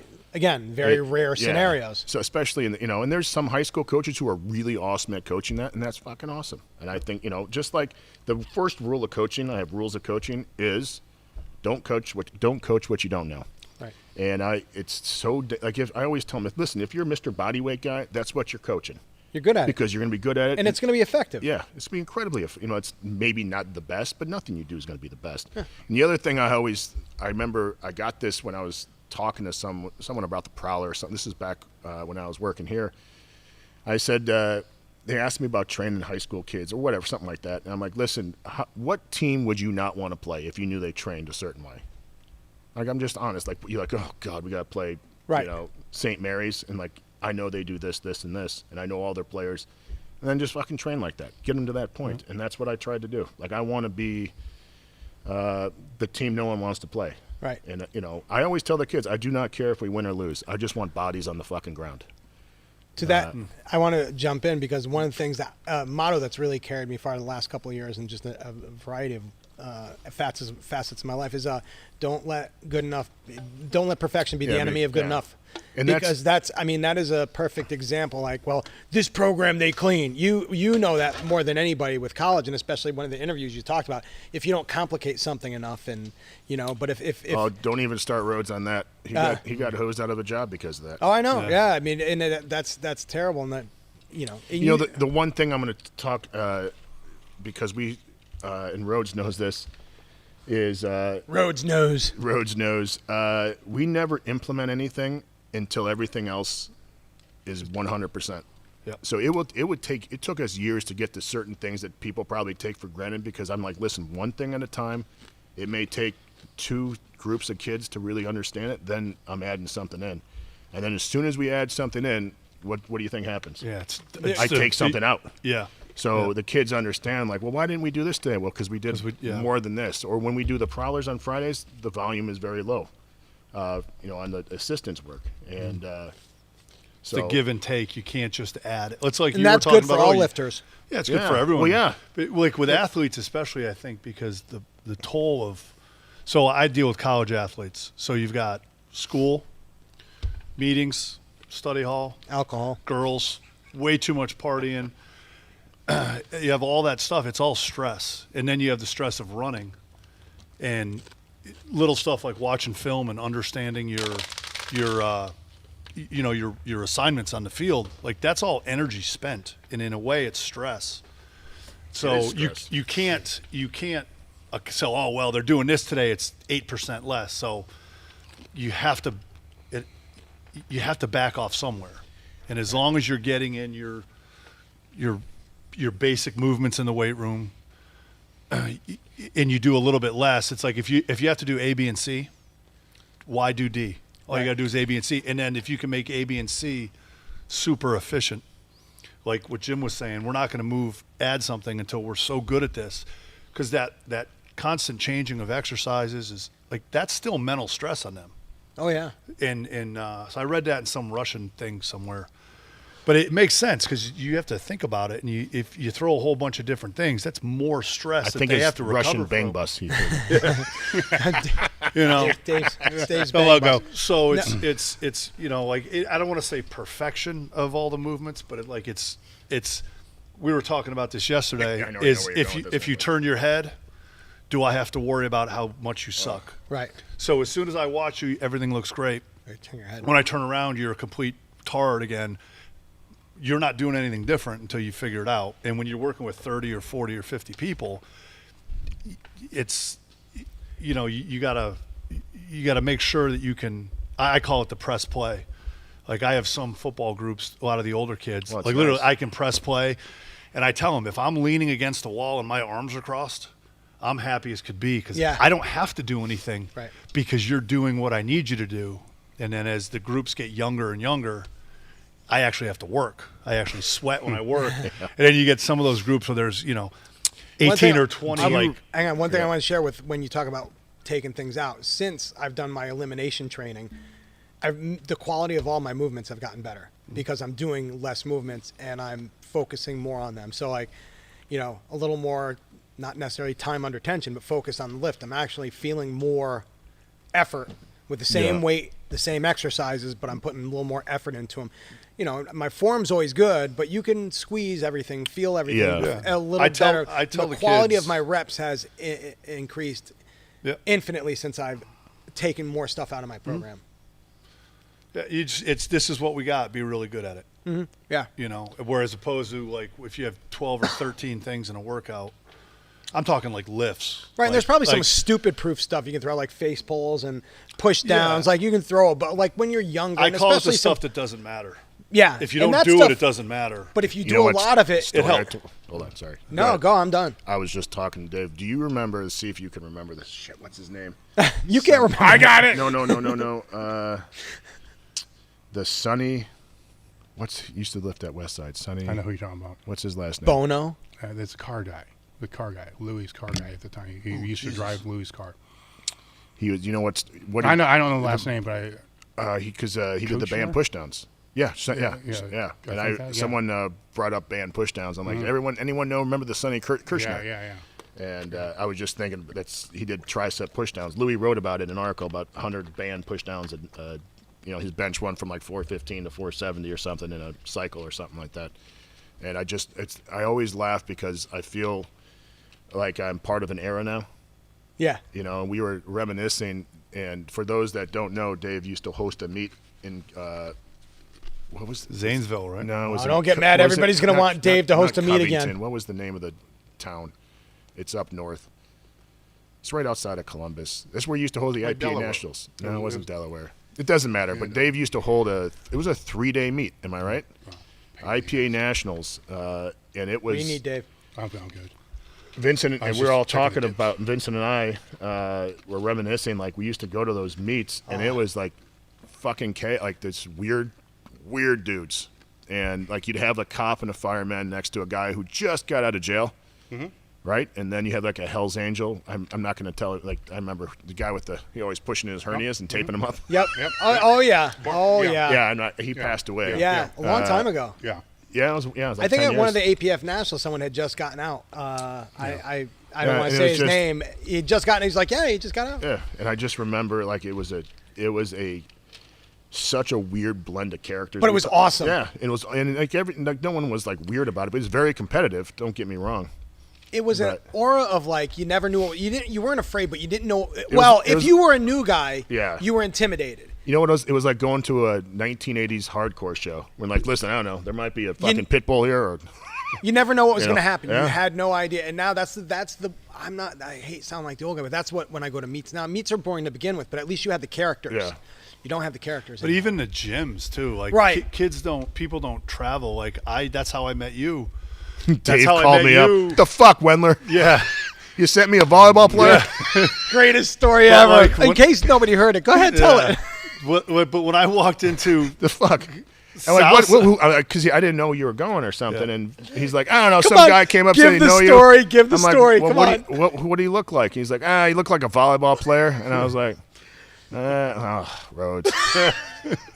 Meanwhile, I'm 6'4", like 255 pounds. Yeah, not a volleyball player. Small, but meanwhile, Wendler sent Rhodes. Yeah. Wendler sent Rhodes to Westside to see Dave. I don't remember how you like. No, I called you Louis. Called Louis. I was at Pitt. Oh, okay. And I had called Louis. I said, hey, can I come out and train? He's like, we're doing a meet this weekend and blah, blah, blah. And the guys don't usually like people there. I'm like, I totally get it. And I'm like, you guys going to be in West Virginia? It was at Charleston. Yeah. It was when Chuck squatted 10, 25 or something like that. That was my elite. That was my first elite. Nice. And he's like, you're going to be there? Fuck it. Come on out. Who cares? And so I drove out to Westside that Friday morning. I left at Pittsburgh at, I don't know, like 4 a.m. And I pulled up to the gym at Demarest. The windows were painted and the music was already going. It was like 7:45 I was like, I opened the door and it was Chuck Vogelpohl standing there. I'm like, oh my God. And all the names in there, I can't remember everybody, but it was the morning crew on Friday. Louis like, all right, you're a new guy. You're up first. I'm like, these guys are getting ready for a meet to do like something good. I'll just squat when they're done. But there was a part of it was fear, but part of it was I want to watch these guys, right, and learn. A lot of people want to talk about stuff. Mm-hmm. We learned when I came to you. I shut my mouth and I watched and I listened, and it's the same thing I did at Westside. And when I would come out to Kentucky, when you were in the storage garage there, we would talk, but I would just sit and listen and listen to people that were better than me, spot and load. older than me. Yeah, show up, spot and load, and offer there's something. so much to learn, and when you don't have that, that's where I did all my learning. Yeah. Now I can talk about it. Now I have I can back up the ego. Just we can all back up that ego because we've been there. And the learning and the watching is like, so I watched Chuck and Tilt was there, and I can't remember all the guys now, but I watched all these guys go through their groups, and I finally understood, like, oh, this is what the pace of dynamic squat day looks like. This is what the pace of this looks like, and this is the intensity, and you could tell the focus on squat versus the focus when you got to glute hams is the mail it in type. You worked your ass off, but you learned all that stuff by shutting the fuck up and watching. You were in the I rotation, learned so much. If you were in the rotation, you'd have never gotten and I remember I knew who Dave was, and I was standing there being just in the way, taking up oxygen for people that were working hard. How could you at that size? And he goes, "We're gonna belt squat." And it's because he wanted me to load the belt squat for him. He wanted me to help him load. I didn't know that. But you were all proud. You're like, I'm I was belt squat with Dave Tate. But I figured it out pretty quickly because I was like on the back side. I was on the back side of the belt squat where it was harder to get in and load. And I figured it out pretty quickly, but I'm like, holy shit, it's fucking Dave Tate. I'm belt squatting with him. And he's like, put a plate on. I'm like, I can't lift that much weight. I didn't say anything. I'm like, okay. He would do 8 or 10 reps. I'd get like 3. Shaking through. And Which one? I was still but yeah, Dave was super cool to me. Like, why would you talk to some random dude that walked in? But he wasn't trying to be my buddy, but he was like, I served a purpose. And you kept your mouth shut. I kept my mouth shut, and I somehow helped a little bit. Yeah. And we shot the shit a little bit. You're fun to look at. Yeah. We shot the shit a little bit, but it was like, and then Jim, you went to West Side? I'm like, yeah. And then I heard the whole volleyball player. I'm like, oh. Wait, can we tell that whole part again? What happened, Dave? What's that? When I don't think Dave. I don't know if you called me specifically. I think for I called that. him. I said one of your friends was up here. Yeah, he said he knew you, and you know how that goes. Which guy? I can't tell you how many kids I've ran into, like who I work with, said so and so said he was spotting you on your 1,000-pound squat, and I was like, not that. I didn't need one. Did he look like a volleyball player? Yeah, but it was weird because I'm like, I've probably a half a dozen people like, yeah, this guy says he was there, used to train with you. I'm like, I don't know. Like most of the guys, like what are they? Like Rogeria's hanging out in London or anything like that. And but anyway, he called me, and he, this guy knows you, and then Dave, didn't remember his name. It took me a while. Said he was from I don't know, someone with a P or R. Yeah, whatever. Yeah, it's like yeah. maybe an S or a T. Yeah. The No vowels. Yeah. No Wait a vowels. minute, might have been an O. But that's one. So just killing on each other. I haven't been in a gym in forever. Like, are people nice to each other in gyms now? Like, well, to your can point, you still be mean to each other? Well, what I was going to say, and this is kind of scream, but you can't hear anything with the mask on. Is I've been training for close to 40 years, I believe now. If I started in '82, and I can just thinking back, I started at Findlay Barbell Club. Then after there, I went to Toledo to school when I was at Hard Bodies, and then East River Barbell, and a Gold's Gym. And that actually would have only been one gym if the group I wasn't training with didn't move to different gyms. Yeah. Right. And then from there to West Side, right? And then my own place. So in the 40 years, I've actually only trained in 6 different gyms. And if you combine those 3, it's even less than that. It's like 4. So the difference, though, from then and now, if I wanted to powerlift, I had nowhere else to go. Right, yeah. Right? So when I was in Toledo, I had to move with my crew, so right? Everyone in Toledo worked at, if you're a powerlifter. Yeah, so you all went to that same place, right? So I had never thought about it like that. I had to learn how to get along with people I didn't like because they were part of that crew. Tell me about it. And West Side was probably the epitome of that because there was even more. But if you got mad, there was really nowhere else to go. There might have been somebody's basement or something like that. So you learned how to train with the drug dealer, the cop, the teacher, the brain surgeon, and all those other people. So you learned how to coexist and get along with other people. Yay, where now, hugs. just in Columbus, I bet there's 20 different places that you could go powerlift right now. So you have one little issue with one person, you're like, oh, fuck this place, I'm going somewhere else. Yep. Right? So from the social dynamic of that, I'm sure we could debate, I'm sure we'd all agree, but everybody else would debate with us, on how that kind of hurts that. Yeah, but I think that ends yeah. up rolling over, and I haven't competed for years. I haven't even gone to a meet for years. But I'm sure that rolls over into the people in each federation now are more alike than they are different. Where back then there were fewer federations, 2, 3. And you had this conglomerate of all these different people in there. So you went to the meet, you saw all these different types of people. And like I can't speak about the meets today, but if it's following the same pattern as the gyms do, this meet director is going to have all the same type of people, and that won't be that part. Diversity or whatever. Whatever you want to call it, right? Yep. I just called it getting along with people because you need spotters and loaders. But you learn how to respect the differences. You also learn how to, maybe I don't want to go out to the bar with this guy. You know, you kind of learn where to stay away from. You know, if you are out with them, it's like you try to ditch the people really quick. Like my sister and I were talking about that in college. You had your friends, and then you had the people that you only wanted to see at the bar.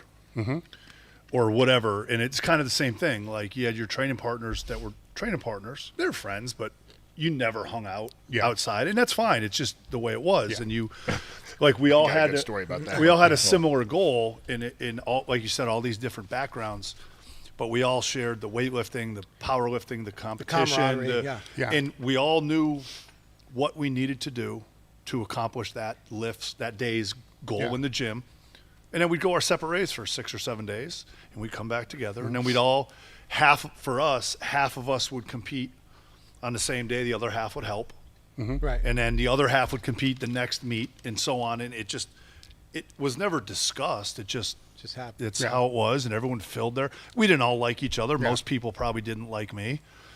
But they all helped me, and they all did a lot of, a lot of people really like that. I will say I miss the big meet. I miss going to the meets, and even all meets were big meets because there weren't that many.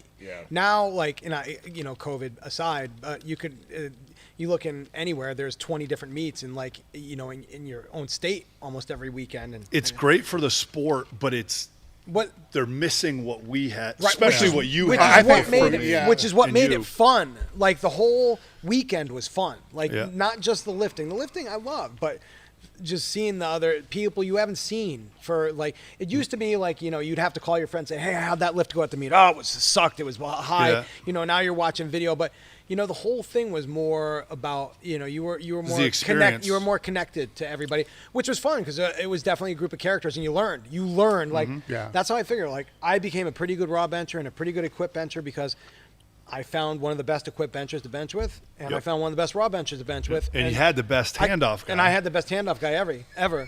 But I commuted 10 hours a week to train. Right. Hand job guy. What? Right. I commuted to Crawford's 8 hours round trip on. Jesus, he was New York. He was a bench wizard. Technician. He's still in the game. He's still Hellbent is in Connecticut, which is a really good gym. There's a lot of camaraderie. It's a powerlifting gym. They like gear lifting. They have raw lifters, but Mike Skiba and General run it, and they kind of try to keep that vibe, which is cool. Like I don't love gear lifting, but I tell everybody gear lifting is by far harder than raw lifting. I don't care what anybody says. I did both on a pretty decent level, and they're keeping it alive. And those people they're fun. It's you get around more of those characters again, but it's such a small group. But it was golden. That was the other thing, kind of golden time. I think about back to what you're saying, what Dave was saying is when you put the gear on, because I came up as the gear came around. So to put weight on your body. Dave got stuck in his squat suit. Do you remember that? Yeah. I love that. See people get cut out of their suits. When you put weight on your body that you can't lift. Right. But when you put the gear on, you're able to, like there's a screw loose. Yeah. There's something wrong with you. All those people have a little something wrong with them. Even to put 500 pounds over your chest and bench it, that's fucking heavy. If that falls on you, it could kill you. Pushing your Prius to the limit versus pushing like a Formula One race car. Right. The danger is amplified quite a bit. Yeah, and so the mentality to get under some of the weights that we got under in training and at meets, we didn't even think about it. You're like, what's on the bar? You couldn't do the math because there was 100, there was a 110, there was a 45. That might have been a 44, but that one was chipped, so it was. Yeah. And you just did it. Add more weight. I can't get zero depth. regard. Yeah, that's right. In the forefront of your mind, add weight. I can't touch for my what's shirt. going to Put more weight happen, on. and That take a different I mean, mentality. you guys will understand this probably more than anybody else because you know me better than most other people. I am introverted as all hell, right? So if it was, yeah, exactly. So if it wasn't for that social dynamic or actually forcing that social dynamic on me, I looking back, I needed that because I'm still. I mean, Jim's more introverted than I am now, but it's pretty freaking close. Yeah. No, actually, no, because you're coaching these people. You know, and but that you see what I'm saying? So if I didn't have that, it was forced socialization. Yeah, if I didn't have that, I would just go in the gym, and just train, and there would be nobody in my life, and there really isn't now. Yeah. Like I said, you guys get it, but other people just I was telling someone this, and we probably all have a certain version. I would assume we all have a certain version of this. His weird uncle. Little introspection and all that, but the only place I really feel comfortable is in a gym. It doesn't matter what gym, but like I'm very comfortable in a place like this. I mean, look where I work. Yeah. Or my gym at where I coach or whatever. Like it's the only thing I've ever been like good at. You feel like you belong. Yeah. And outside it's, and now I'm getting a a deep here and I may have to take my pills, but there's you have the absinthe, right, Jim? No, it's funny. It's funny what he's saying though, because there was a time period where I needed, what do you want to say, shrink? It was Larry, Iron Smith, right? So I needed therapy, and where I met the guy was in my gym, and it was when the gym was separate from the office, and he's trying to explain exactly what you're saying to me, like look, you build these walls around you. I'm like, what the fuck are you talking about? He's like, yeah. You get a little bit older, like, holy shit, there's a wall. And it's like, okay, I get what you're saying, but you got to understand that it's still me, so we're not, how's this going to work, and kind of figuring that all out. But it's 100% true, so. There's few places, like I go to Jim's house, I feel comfortable there. When I used to go to Vincent's house, it took a little while until we got to know each other, super comfortable in certain places around certain people. But then you get outside of here and, the guard goes back. Yeah. Oh yeah. Yeah. Like going to Jim's. It's the only one of the only houses I feel comfortable staying in. Yeah. Like, and his wife and Jim are so like. Yeah. Here's coffee. Usually I'm hiding in someone's bedroom until I hear people move around. I'm at Casa de Muerte. This morning he came out and he lifted up the blanket to see if I was wearing shorts. I was. Turtle. Was he turtle on his head? Yeah. Got to go back to the turtle, right? I'm 45. Was he dead? I'm 45. Yeah. It's barely alive. The oldest one here. How old are you, Dave?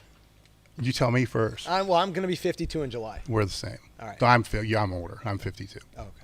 Yeah. Oh, we got another question. I think we've answered like 3. Yeah, that's pretty good. Probably rolling. Probably not even well. Yeah, keep those super chats coming in. Just keep paying for the chips. Yep, keep paying for the chips. We'll keep talking. This is for Rhodes and Wendler. Good. Tips on training larger groups of athletes. Dude, I totally have to pee too. Larger groups of athletes. They're not going to pee. Yeah. I think the big thing is it goes back to what we were saying earlier. I think you only coach exercise. You only use exercises that you know how to coach. Not that you think you know how to coach, but you know how to coach. And you don't change for the sake of change until they are at a point like where Jim said, when you're not looking at them, they can do exactly what needs to be done. And the other thing I think is obviously the gym you train them at kind of matters. Like my setup is so I can stand anywhere and see everything. Same thing in Jim's weight room. Yeah. But understand how to move around, understand what is worth coaching and what is just you gotta let some shit like slide. If you're doing a bad dumbbell row but a kid's doing a squat, let's say you're squatting and dumbbell rowing, don't waste time coaching the dumbbell row while if the squat is going on, it's going on with it. Like, so if you're going to pair exercises and one is a more complicated, let's say, it's what you pair with it is not coachable, like face pulls or pull aparts or hurdle duck unders. Like, understand how to put things together that your attention can be on one thing. As like I used to have a guy that would put in these, stand on a AirX pad with a rubber band around your knee and twist, and and the kids aren't squatting even close to right, and he's spending his time coaching something that doesn't matter. Like, this kid couldn't get that concept. Does that make sense? So I think when you're doing the big groups, you got to keep it really simple so that you can explain it. If you can explain it, they have a chance of understanding it. If you're confused with your own workout, how the fuck are they going to understand it? And then how are you going to be able to watch it if you're a little confused? I'm freaking rambling right now. So there's a couple things. One I'm is back. Communication. You have to learn how to communicate clearly and demand that they respect you. I think that is a massive thing. I wrote a whole article about how to get kids to buy in, and I think that is a massive part of them listening and understanding. We talk about lifting cues all the time, but you have to do the same thing with explaining the workout, what you want and what you expect out of them. And the other thing is when you're in a large group of athletes, they have to know what's expected of them, and it can't be 5,000 different things. For example, we got the kids today. I got the kids today, and today is Friday. We are trap bar deadlifting. When they trap bar deadlift, that's all they're expected to do. They're expected to just do great. Once we move on to the assistance work, we explain. The kids already kind of know what we're doing. Explain exactly what I expect out of them. I don't give them a million things to do or a million things to concentrate on. It's like we don't multitask in the weight room. I want a specific task. I want it done a very specific way. I don't confuse them with like a million different watch for this, watch for that. A big cue is, make sure your back is locked in, control on the way down. We standing strong on the way up, and we're pausing slightly. And I always say, you lift aggressive and lift like you're a man. I know that's probably not cue, but they have to. They just understand that.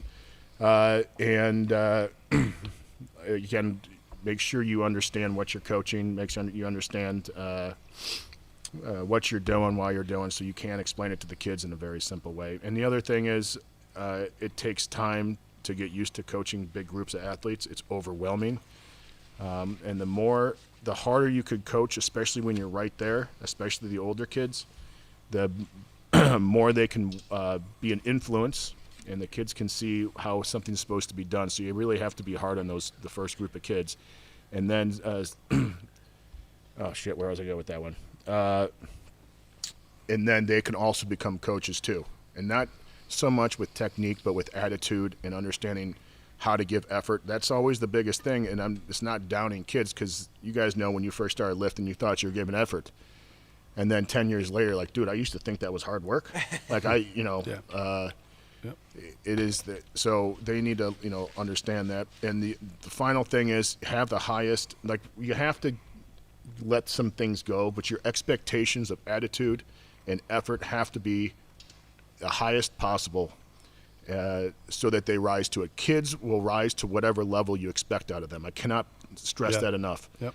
And even if it's ridiculous, they'll rise to it. They will go to where you want. And that, again, I wrote this article. I'm not going to explain all of it, but when I really started looking at what I was expecting the kids, that's when everything changed for me, for my training, because I have to expect greatness. And because I lift in my garage, I do a lot of stuff outside. Kids will always go by. And so I never, if I'm tired, I fucking stand up.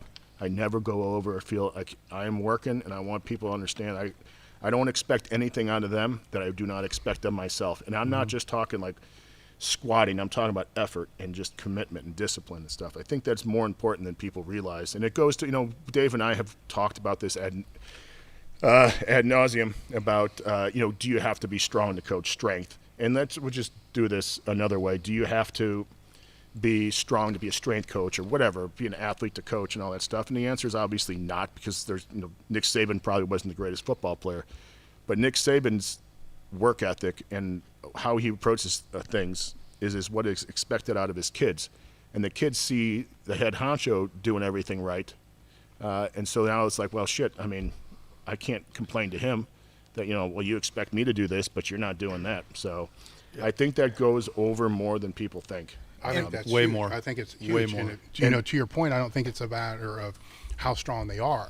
But if you're going to be coaching strength, but you're not training yourself, right? Are you suffering? If you're training twice a week or something like that, like what example are you setting if you can only get in there twice a week. Yeah. And you're expecting that. You're a hypocrite. Exactly. You're a hypocrite. And are you training for something? It's like you said, do I squat 500 or 300? Who cares? Exactly. But am I trying to drive whatever my goal is up? Am I doing the same? Do I have progressive goals? Consistently doing. Are you going in? Let's just throw 4 times a week out. It's just a bullshit number to put out there, right? If you don't go in 4 times a week, but then you're going to expect other people to do that, you're a fucking hypocrite. Yeah. Even if you hate and the kids figure it out exactly really quick. Kids are way more in tune and intuitive. They know when you're shoveling shit. Mm-hmm. But, because every now and then you get in there and you're going on about something, and I kind of catch myself. I'm like, oh fuck, they figured it out before I figured it out. Mm-hmm. They saw if you're not going in because of all your different excuses and reasons why you're not going in, then you need to accept those excuses from them when they give them to you.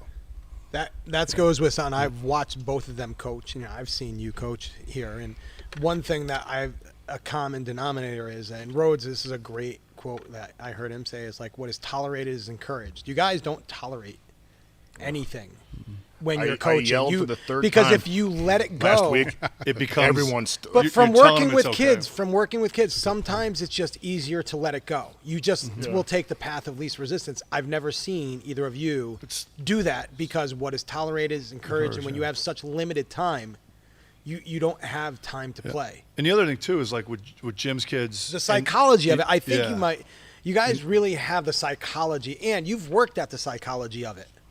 And I think some people, and with any kind of lifting, I think people who don't take into consideration with their own lifting, or coaching a team, or coaching individuals, if you're not actively trying to get better at the psychology part of it, you're leaving a whole dynamic out from your bag of tricks. That's always going to leave you short from a better coach. Yeah, and as Jim was about ready to say here is, when you do lose your shit, which is going to be very, very rare, it's going to be, they're going to know this crossed a big line, right? And so go ahead. Yeah, it's just I've yelled, and I'm not saying yelled here we go, talking over music or something like that. But yeah, it's been 3 times, and the whole, everyone starts looking at their feet, and and I don't like it. It doesn't feel good. No, and part of me is it's a little, it's not very mature, I don't think, because I let that emotion get to me. But it was necessary. But it also falls back on you too, because you let it get to that point. You can't get the problem get that is, point across at that quietly. Point, Dave, maybe 30 times saying the same thing in a 12-minute period. Yeah. That's how I lost my shit. And it drives me nuts, because we have, we had 50 kids that day, and we have the seniors and the juniors who put all their effort in and will do everything right and expect greatness, and then it's always 2 or 3 shits, who try to ruin. And they're not, honestly, they're probably not trying to do it actively, but the fact that they chose to ignore. Yeah. And it's not that they couldn't squat 500. It's that they didn't do the right things and had the discipline and integrity to do what is expected. And that's driving the lack of focus to listen. Hey, here's how we're going to do this, and then you immediately watch them do it wrong. You're like, I just fucking said this. And see, I was the other way around. When I first got back into this, I would lose my shit all the time, because that was your default for a while. Yeah, and so it took me a long time to realize, wait a minute, I'm going the wrong way with this. And but again, it comes back to, even with those kids, I have a lot of those kids, when I did freak out all the time, a lot of them will call me or text me or whatever, and they're like, thanks, the real world's so easy now. Not because it's a of crazy me, spectrum but, too. Just in the past 3 weeks, I've had the opportunity to work with some of the people that players for the Eagles. Meadows and I went out there, and they're very, very, very coachable people, right? Do this, boom, done. It's like, oh God, if everybody would be this way. Forget. That's why they're in the NFL, right? Yes. And then John also had a couple of the pro bodybuilders out. Pro Figure was one. The other was Pro Fitness. Same type of thing. You're working with them one or two times. They want to improve, fixed, right? And then I had somebody out that was relatively a beginner powerlifter, and it's like, 10, 15, and it's you realize this spectrum right? So you guys are dealing with both people in the spectrum. They're just younger. They haven't matured, to that D. And then, and even where I am, it's the level of I call it convenient. But they're mixed, commitment. is what I'm saying. Yeah. Like I had this opportunity where these are different individuals at different times. Yeah. Right now, imagine if those people were sprinkled in with those other people, which is kind of what you guys have to deal with the large groups. You got very, very coachable ones and other ones that take a lot of time. That's the dynamic that's got to be really hard to manipulate. Yeah. Yeah, because you can't Welcome to coach. coaching. You can't. Like Jim said, you can't coach down to the lowest common denominator. Just because they suck doesn't mean everybody else. You're screwing. It's a disservice the kids to the other that ones. are kicking ass, and then I also kind of feel the I don't know the right word. I can't leave those kids behind. Mm-hmm. Yeah, but I can't care more than they do. Mm-hmm. I can't care about their success more than they do, which I used to fall into that a lot. Well, that kind of goes back to what we were talking about earlier, with just like basic training partners that you would have that are in the gym training with you. You're going to put as much effort into them as what they and see. I've learned that in the kids that care and the kids that I can I work more with them. Yeah. Is but it it's not fair? what they say though; know. it's what they do. We need to harp on that. It's right? the do. It's Well, the do. yeah. If you tell me you get a you lot work of lip hard, language. if you yeah. tell me you work hard, well, you tell me you want to win a championship. Do you want to win a championship on July, 14th at 4:00 in the afternoon on a turf football field when it's 103 degrees out and it's 118 on the field because the turf heats up all day and we've run, 24 box drills because everybody can't do one fucking rep the right way so we can move on. You want to win a championship then? Don't tell me what you want to do. Show me. And I think back to what Jim was talking about Saban, one of the things that he has said, other people say it, but we all want to win a championship. No need to talk about it. Yeah. Let's talk about the things that we need to do in order to win that championship. Don't tell me about how hard you're going to work. Talk to each other about that wasn't good enough. Yeah. That's unacceptable. Call each other out and be a dick about it. Like it's about the doing. When I run drills, I set them up so that I don't see everything, obviously. I see a lot of mistakes. And I wait sometimes to see if the kids will call each other out. Yeah, that's my big thing. And I'm like, you just watched him not run through the line. We're supposed to run through the line. Why did you not say something? Don't tell me you want to fucking win. Don't cry when we lose a game. This is how you win. If it's always coach led, you're screwed. You're not going to be very good. Peer pressure. Hey, Dave. Chips and. Look at that. You're like busting out all veiny. I need to eat more. I need to eat more donuts. I got one. Right. I got it's the donuts, man. Yeah, actually, when you start seeing too many veins, the cheeseburgers need to go up. All right. We got another question here. We Yep. better have Popeyes this weekend. That's the only reason I come out to Ohio. That's fine. Okay. Thank you. So we're going to be shifting over to a little bit of a nutrition question. I'm going to go. There's I'm gonna donuts go pee. and chips, man. Rhodes, I knew you had to pee. So. Yeah. With a physique like that, you should stick around. Yeah. Listen, man, You give all the advice. I got abs. You absolutely. Downlighting. So, Downlighting. Downlighting. all right. So, talking about recomping after cutting weight for a meet, what is your go-to strategy? Dave, have you even ever cut weight for a meet? I mean, no. No. Have you?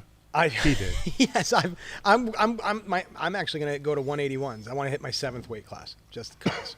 But yeah, I've cut weight. Recomping. I mean, I don't understand. Are you serious? Yeah, I'm going to do 180. I'm walking around at 200 right now, so I want to do a 181. I'm going to go down to 190. I get that, but you're gonna compete? Yeah, I'll do I'll go 9 for 9. Maybe if I pull 315 and squat like the bar. It's not about the number. It's not about the actual lift. Oh, I'm all for it. I'll be your enabler here. I'm just trying to figure out what you want to do. No, because I'm thinking you get one of those new band bench shirts. I did think, I'm like, well, I wonder if I could do 600 in one of those band bench shirts and do triple body weight. And I bet you could. I can't even put my feet on the ground yet. But you learn if you could learn. Is it like a slingshot? It's like a slingshot shirt. These shirts are obscene. They're awesome. I mean, the sleeve is like this big. It has nothing to do with compression. It's all like banded resistance material. Wow. There's still a learning curve, just like anything else, right? But I think I have a head start on the learning curve. You do. Anyhow, so what we were talking about nutrition. Recomp. Like I've never like recomping that always sounds like a bodybuilding term to me. Recomping, like trying to get in better shape at the same weight. If you are a novice. Now, is he talking after weigh-ins before the meet? Oh, how specifically after weigh-ins. Oh, so I can speak very highly on this. I've had a number of scenarios. I've done it from very scientifically, from like having the right dextrose or the perfect carb supplement, and then the best I've ever done is around at the Around the Clock Diner, the TikTok Diner. Oh yeah. I went from 242. I cut, I think like 20. I think it was 265. So I cut 23 pounds. I weighed in at after my cut 271. 271. And this was not scientific. This was we sat at the diner and ate and drank. And I drank Diet Cokes because I don't like regular soda. I've never drank regular soda. It's not about the sugar. It's just about the sheer volume of fluids. I think the biggest mistake people make is they make themselves sick. You have to start slow and you have to start with fluids. Fluids that first. first hour is fluids. And it's like with anything, you pace yourself. You need what a gallon of fluids is 8 pounds. You need fluids, you need sodium. You need fluids. So if you're eating garbage, you're getting sodium. And plus if you're eating foods that your body's adjusted to, like I'm not saying go run out and eat McDonald's and pizza if you don't run out and eat McDonald's and pizza, you'll be sick. Yeah. But I was eating that food. But then I've done it the way with the maltodextrin or glyco plus, Remember that waxy maze? All craze? that kind of stuff. And you know what? That's no fun. And I didn't. The results weren't as good. It's like kind of what you could tolerate, but to do it slowly and methodically. To anybody Rhodes knows me. I'm devoted to the process. So I'll have a timer set, and I'm like, all right, every 15 minutes I'm going to drink 4 ounces of fluids. At the hour I'm going to eat like this, and I just sit and eat. And so if you're methodical about it, you can find a million different ways to put the weight back on. But I've never found one way better than the other. But eating what I wanted to and drinking what I wanted to, things I tolerated was much more pleasurable. And I had, it was great results. And I put on the most weight I'd ever put on. Because at a certain point, if you're doing it with rice, unless you love rice, and I can't drink, Pediasure, whatever that I can't drink it. If you told me I had to drink a gallon of that, I wouldn't gain 8 pounds because I can't stand it. Yeah. So it's like adherence, kind of also like we talk about diets.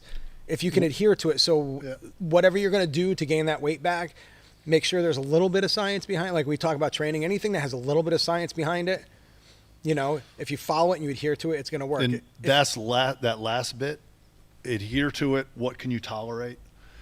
That's general dieting and nutrition. And it's hard. Yeah, if you don't like rice and boiled chicken, pick something else that's similar. But I was busting at the seams. Like I was sick. Right. I will push through. And everything in this sport is extreme. Like it's an extreme sport if you want to take it to that level. I mean, you want extreme results, you got to do go through extreme measures. There's very little balance outside of the few things that are necessary. If you want to be really good, and that's at anything. Yeah. Overall, though, fluids first. Yes. If the IV route's in there, it's IVs first with fluids. Was that the IV fluids, day? Then that was the IV day. So But IV is just fluids, right? Fluids, it's just faster fluids, Yeah. so it's easier fluids too. So fluids then the food. Yeah. But I've also done that. I've also done it without IV. Like you can do just the fluids. It's if it's available, it's nice, it's quick, it's easy. As long as you have someone somewhat trained to do it. Well, there's now businesses that do this shit, which is really nice because I had I think it was a non-medic who he was an EMT, right? The only vein he could find, from Afghanistan, the only vein he could find was in my hand in the no-tell motel, and it went squirting across the room because he didn't hit it right. That looked like a femoral artery. And then Jess tapped out. Jess is like, all right, this has gone too far. She tapped out. She walked out. We walked in the hotel room. It looked like a flop house. It looked like a heroin room. I got to write this down because I remember one time there was somebody getting the IV in a hotel room, right? That person was just talking. so you know, we were carrying it. That Rhodes was holding it as I'm walking down the stairs. Yeah. And we hung it from my the moonroof. Those shit handles. Yeah. So the person giving him the IV never did it before. Right. We think he did. We got person A getting the IV. Story. Yeah, this other person here is giving him. This person here is on the phone with somebody who is in bed with their wife, right? So this person calls this person who's asking the wife that's telling this person how to put it in there. It was blood everywhere. That's powerlifting. It's like, That's what is the whole point of this? Just jam it in there and go. But that was the drink fun, a Gatorade. like, that's what. So all the seminars and everything we've ever done, in like as much as training, this is the stuff people like will message me about. I love that story. I love when you guys get together, because this is the stuff they all missed out on. Like you don't hear this stuff anymore. I know this is good though. No, it's not good, but it's like, you always it's the story. I'm sure It's the experience. I'm sure it's so common that we forget it until we start talking. I'm sure if you sat around a bunch of athletes in any other sport, like the fun stuff, they're not talking about the game. No, like they're it's talking the locker about rooms, it's the drinking, it's the practicing the day after a bender. right. It's that kind of stuff. And that's the kind of stuff that people crack up about. That Trying to figure out how many of you are brothers. Oh my god. we got another one. Yeah, another one came in, wondering how much money, Vincent, it would take for you to get back to 300 pounds. There's no amount of money. $50 million is someone offering. I'm about a couple years from retirement. My whole reason to be in shape $50 million. is so I can ski the Alps. I want to go surfing in Costa Rica. I've done everything I've done. That's why, and Dave gave me some of the best advice ever. He looked at me and I said, I was like, I saw Ted. And Ted was looking huge. And I wish Ted had social media, because I just love to follow Ted. 'Cause Ted just, it's something about Ted that I'm like, he doesn't have social media. and I just want to gain, I'm like, I just want to gain 20 pounds. I just want to, and Dave's like, don't do it. Because you know how hard it is to lose it.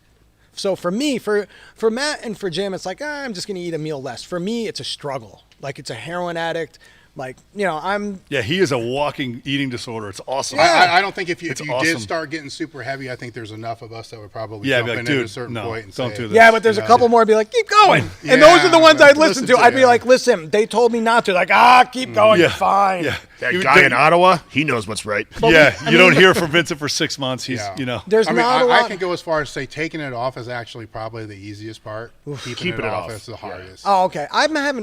Keeping it off has been really You've been very convenient. patient. Like, I'm down 130 methodical, pounds and I've kept it off. Yeah. But I am methodical. But How you do it is extreme, Mm-hmm. but the process that you followed wasn't. Does that make sense? Yeah. You didn't lose 20 pounds in a month. No, I lost a pound was a a chip pound a away month and for 12 years. So the method is insane. Right. It's not something I can function, but it's you. Yeah. And so it's hard for you to keep it off, because it's like Bill Burr said, I'm just asking you not to do something, lose weight. Right. But sound like an Because alcoholic not to drink. Right, but for you You want to hear a great genuinely joke I heard love it food. Alcoholics said. But quick question though. Yeah. How long do you think it would take me to get up to 300 pounds? Not long. 6, 7, 8 weeks. Oh God, I'd take it'd take 3 longer months. than that. I could definitely do it in a 6-month period though. I heard 6 months, yeah. an totally. alcoholic say, you mean you can just have one beer and call it a night? Because I would do that all the time. I was like, well, yeah, there you go. It's a great joke. And people laugh, and I do say, like, again, I do clearly have a eating disorder and some issues going on, but it's like, when you talk about it enough, you're consumed by it. But the one thing is, like, with an alcoholic and with, my That's what my they have brother to do struggle. to fight their. Right, but I have to eat. Yeah. I know what you're When saying. you're an Yeah. alcoholic or a drug addict, you stop. So, and I know it sounds trivial compared to those things, but a lot of but it's- people it's- die from being obese. My brother died as a result of being obese. Yeah. So, like, to me, this is heavy, hard hitting shit. Yeah. So Yeah. I really do, and everybody I've been able to help, I'm happy. I reach out, I help people, and if and those can gravitate and get it. And my method's not the same, but there's a lot to be gleaned from your method. I like that word. Yeah, so I don't know how that came to me. How you I'm looked not that It's smart. how he looked this morning laying in bed when the sun was Yeah. coming off him. He was gleaning. We were talking about the turtle in the bathroom, right? Something that he brought up, right? We didn't think of the squat suit turtle. The canvas. So you got your squat suit on, When it's you were all all sweaty, stuck? and you came in and add the ephedrine. So you got the ephedrine P, yeah. and then the squat suit turtle. I remember it was a big deal. Are you ready to put the suit on? Did you take a piss? Yeah. I'm sure. I'm gonna go again. Yeah. Just to be sure. Waddle, 45 minutes later, because Yeah. it was, 13 The feet ephedrine away. makes you feel like you need to pee when you don't. Have you seen some of the suits now? They have they're like put together with string on the side. They're like corsets. Oh, no shit. Yeah, so they're easy to get. Cheaters. Yeah. They're cheaters. There's you earn. It's like I tell. it's Don't like be that old guy. when we You're used like, to yes, drink- That's awesome. Whoever came up with that's a genius. when we used to drink, like nothing tasted good. You earned the buzz. Now it's like coffee. You should earn the benefits of coffee. It should suffer a little bit. It's like going to church. If you're going to go to church and you're going to get everything I God want to be bored out of my fucking mind. promises you, Then I'll be saved. Wear a fucking suit and tie. Rhodes wishes For that's everything all you're that gonna get happened out, at so you have church, to being earn- bored. You have to earn the right. The You know what I'm question saying? was- You drink White Claw. I know you do. No. You do. I No. can see it. I No. can tell. But like again, it's the advances in this. It's like the gloves in football nowadays. Oh my Lord! I would have been in the NFL I bought with a pair of those gloves. With that football No glove? doubt. Because I Mason would've was been. out, and we were just I'm like, fuck it. Unbelievable. We went to Dick's, and I got some gloves. I just catching balls. It's unbelievable. Now those guys that do it in games, it's amazing. I'm not taking away from them. But I'm not. It is but it's definitely it an helps. advantage. You get the guy. Who was the guy? Jerry Rice would have done well with some of those gloves. He'd have been all Did you right. ever wear those old Newmans? They suck. Yeah, horrible. I don't know why they even Horrible. wore those. And Newman. now the sweatier you get, the stickier the gloves get. Back in the day, it's Dave, like I'm telling you, you just reach up. they would get a little catch you the sticky. point of the ball. And Oh, just really? dunk. Yeah, it's They would get a unbelievable. little sticky, and then at a certain point, you might as well put WD-40 on them. Yeah, Like when you really yeah. started to sweat. The problem with gloves, though, is you get. I would assume most of those guys probably go through at least 2 pairs a game. Like, Yeah. They do eventually lose their. Gee, I hope Yes. they can afford it. Yeah, I know. Yep. It's funny the guys that can afford it don't have to pay for it. Yeah. Exactly. And It's then like Michael Jordan getting a free meal. It's like, come on, dude. You gotta- That's always how it goes, though. Yep. So this question was about like food, right? And it ended up with White Claws and Yeah, church Mike yeah, Jordan. and gloves. and Yeah. gloves. So what We we got now? answered it. Yeah. Kind of a follow up to that question Oh, shit, Jesus. Which part? Wake me up. is at what point do you think cutting weight to compete in powerlifting is worth it? You should be competing for a long time and actually have something that, not like the single wrap, one-legged deadlift in the Triple X Federation for that record. Like, if you're chasing something good, it's worth cutting weight. Too many guys cut weight for meets. I think cut weight But for the first 15 years Yeah, of competing. you've got to have something Get to stronger. cut. You've got to have something to cut. Yeah, get stronger. Like, if there's money on the line and you think you need to get into that weight class, but I think cutting for me became the way I lost weight. So I'm like, I'm not trying to lose weight. I'm just trying to get to the next weight class. So to get to 308, I was like, all right, I got down to 318. To get to 275, I got down to 290. So weight classes, I tell people, like, if you want to lose weight, You mean get have a involved in consequence? powerlifting. Yeah, get involved in Yeah. powerlifting. Because it's weight class, it's not so formidable. It's like, if anybody ever said, listen, you're going to go from 330 down to 200, I'd be like, you're out of your mind. I'm never going to start. That's Yeah. horrifying. But it's like if you're doing it for meat, like if you're a 215 pound, Compete at 220. compete at 242. Like Yeah. like you can gain some weight Dan in a week. Green Don't talked about worry this. about it until you are at such a level that it actually matters. Dan Green talked about holding, Mass moves mass. on one of your on one of your table talks. He talked about how he was holding himself back competing at 220 for so long. Mm-hmm. Dan Green. The other thing Brian is Schwab did that. A lot of people did that. Yeah. They just keep fighting, and then they go up a class, and I guess they earn the class. You know, Right. if you want to think about it that way. Yeah, I think it's for most people, it's one less thing you have to worry about. Yeah. It's That's stress. huge. It's stress. Yeah. Because most people, I mean, the amount of things I see people do prior to a meet to get, to Right. peak are the worst things that you're better off just not training that week or just not knowing you had a meet and you just whatever. And 'Cause then- holy shit, is that bad? And the other thing, I just thought about this. I remember where I was when I heard my buddy Kevin told me, DeWeese, we were at Kentucky when Halbert benched 683 at 198. That was so far higher than anything ever happened. I remember hearing the news and I was like, how is that fucking possible? And that was at the Arnold, right? I think so. Holy. Yeah, if you're going to do something cool like that, that people are going to stop. That's the first time I was like, because he competed at 275, not right and then he went down to 240, 220. But I remember when I heard that, I was like, well, that's cutting weight. That's when because I know he didn't weigh 198 for long. No. But still, that is an insane bench. Like he didn't weigh 242 for long. No. That day, that certain particular meat, But Yeah, it's, so the bottom line is you better have a good reason for it. Yeah, otherwise- And don't sabotage your meet. And it's almost self-sabotage. I think it's sometimes, I always joke with the kids, before you go to any powerlifting meet, I always talk about your hamstring. Mm-hmm. So you got to weigh out. Yeah. You Always a grab that built-in hamstring way on out. your last squat. Like, I don't know if deadlift's going to go right.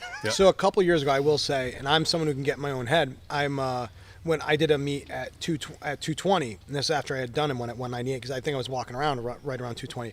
The one thing I will say about cutting weight is it takes you out of your head about lifting. You start thinking about the cut, and if you're in a good enough place with your lifting where you're not freaking out about the actual lifting, you're focusing on the cut, so you're not getting anxious about the lifting. So that was like a possible benefit. Like if someone gets really anxious. It takes your focus away. Let me ask you this, though, because I work with wrestlers, and this always makes sense or makes me laugh. It's like if you knew you had to perform, what did they wrestle, 4 or 5 times in maybe a day? Maybe 3 or 4. In a match, yeah. If you wanted to, or a tournament. If you wanted to go kick ass, physically kick ass, you wouldn't starve yourself for 2 weeks. Right. And the thing with lifting is, if you're not that good, don't handicap yourself anymore. And and you say it takes your head out of lifting, which might be good for most people. Some people, very few people. And that's why. But that's a disclaimer. Yeah. You were also I was lifting for a fun. different point in your lifting career. And like you said, you get into your own head. I remember that meet. I can't remember what you were lifting, Ross. That was my first 600 bench. When you were sitting on the bench, getting in your own head. Yeah. Talking yourself into in a good way, yeah. And I walked over to him and I was like, "You're a good coach." I was like, I'm just not going to say anything. Everything that could have gone wrong for that warm up for that meet. That was when I was going for 600. You can talk yourself out of it. Right. In that instance, you absolutely talked yourself into it, But which was always impressive. I want to give Rhodes credit for being like a really good coach. Could always talk me off the ledge.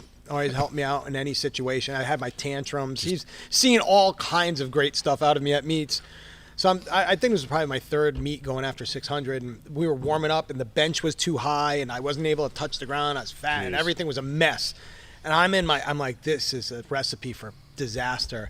And I just started using self-affirmations because sports psychology, I'm a big fan of sports psychology. I think it's so untapped with lifters.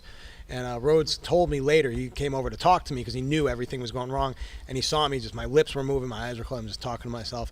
I was saying ring dings, but I was actually... most definitely. I had some kind of mantra, and I hit 600 that day. But he, to his credit, like he didn't get my way. Like 9 times out of 10, he would have had to say something to talk me off the ledge. And that was really, being a good coach. And as much as I break your balls, you're a really good coach. And I think that's where...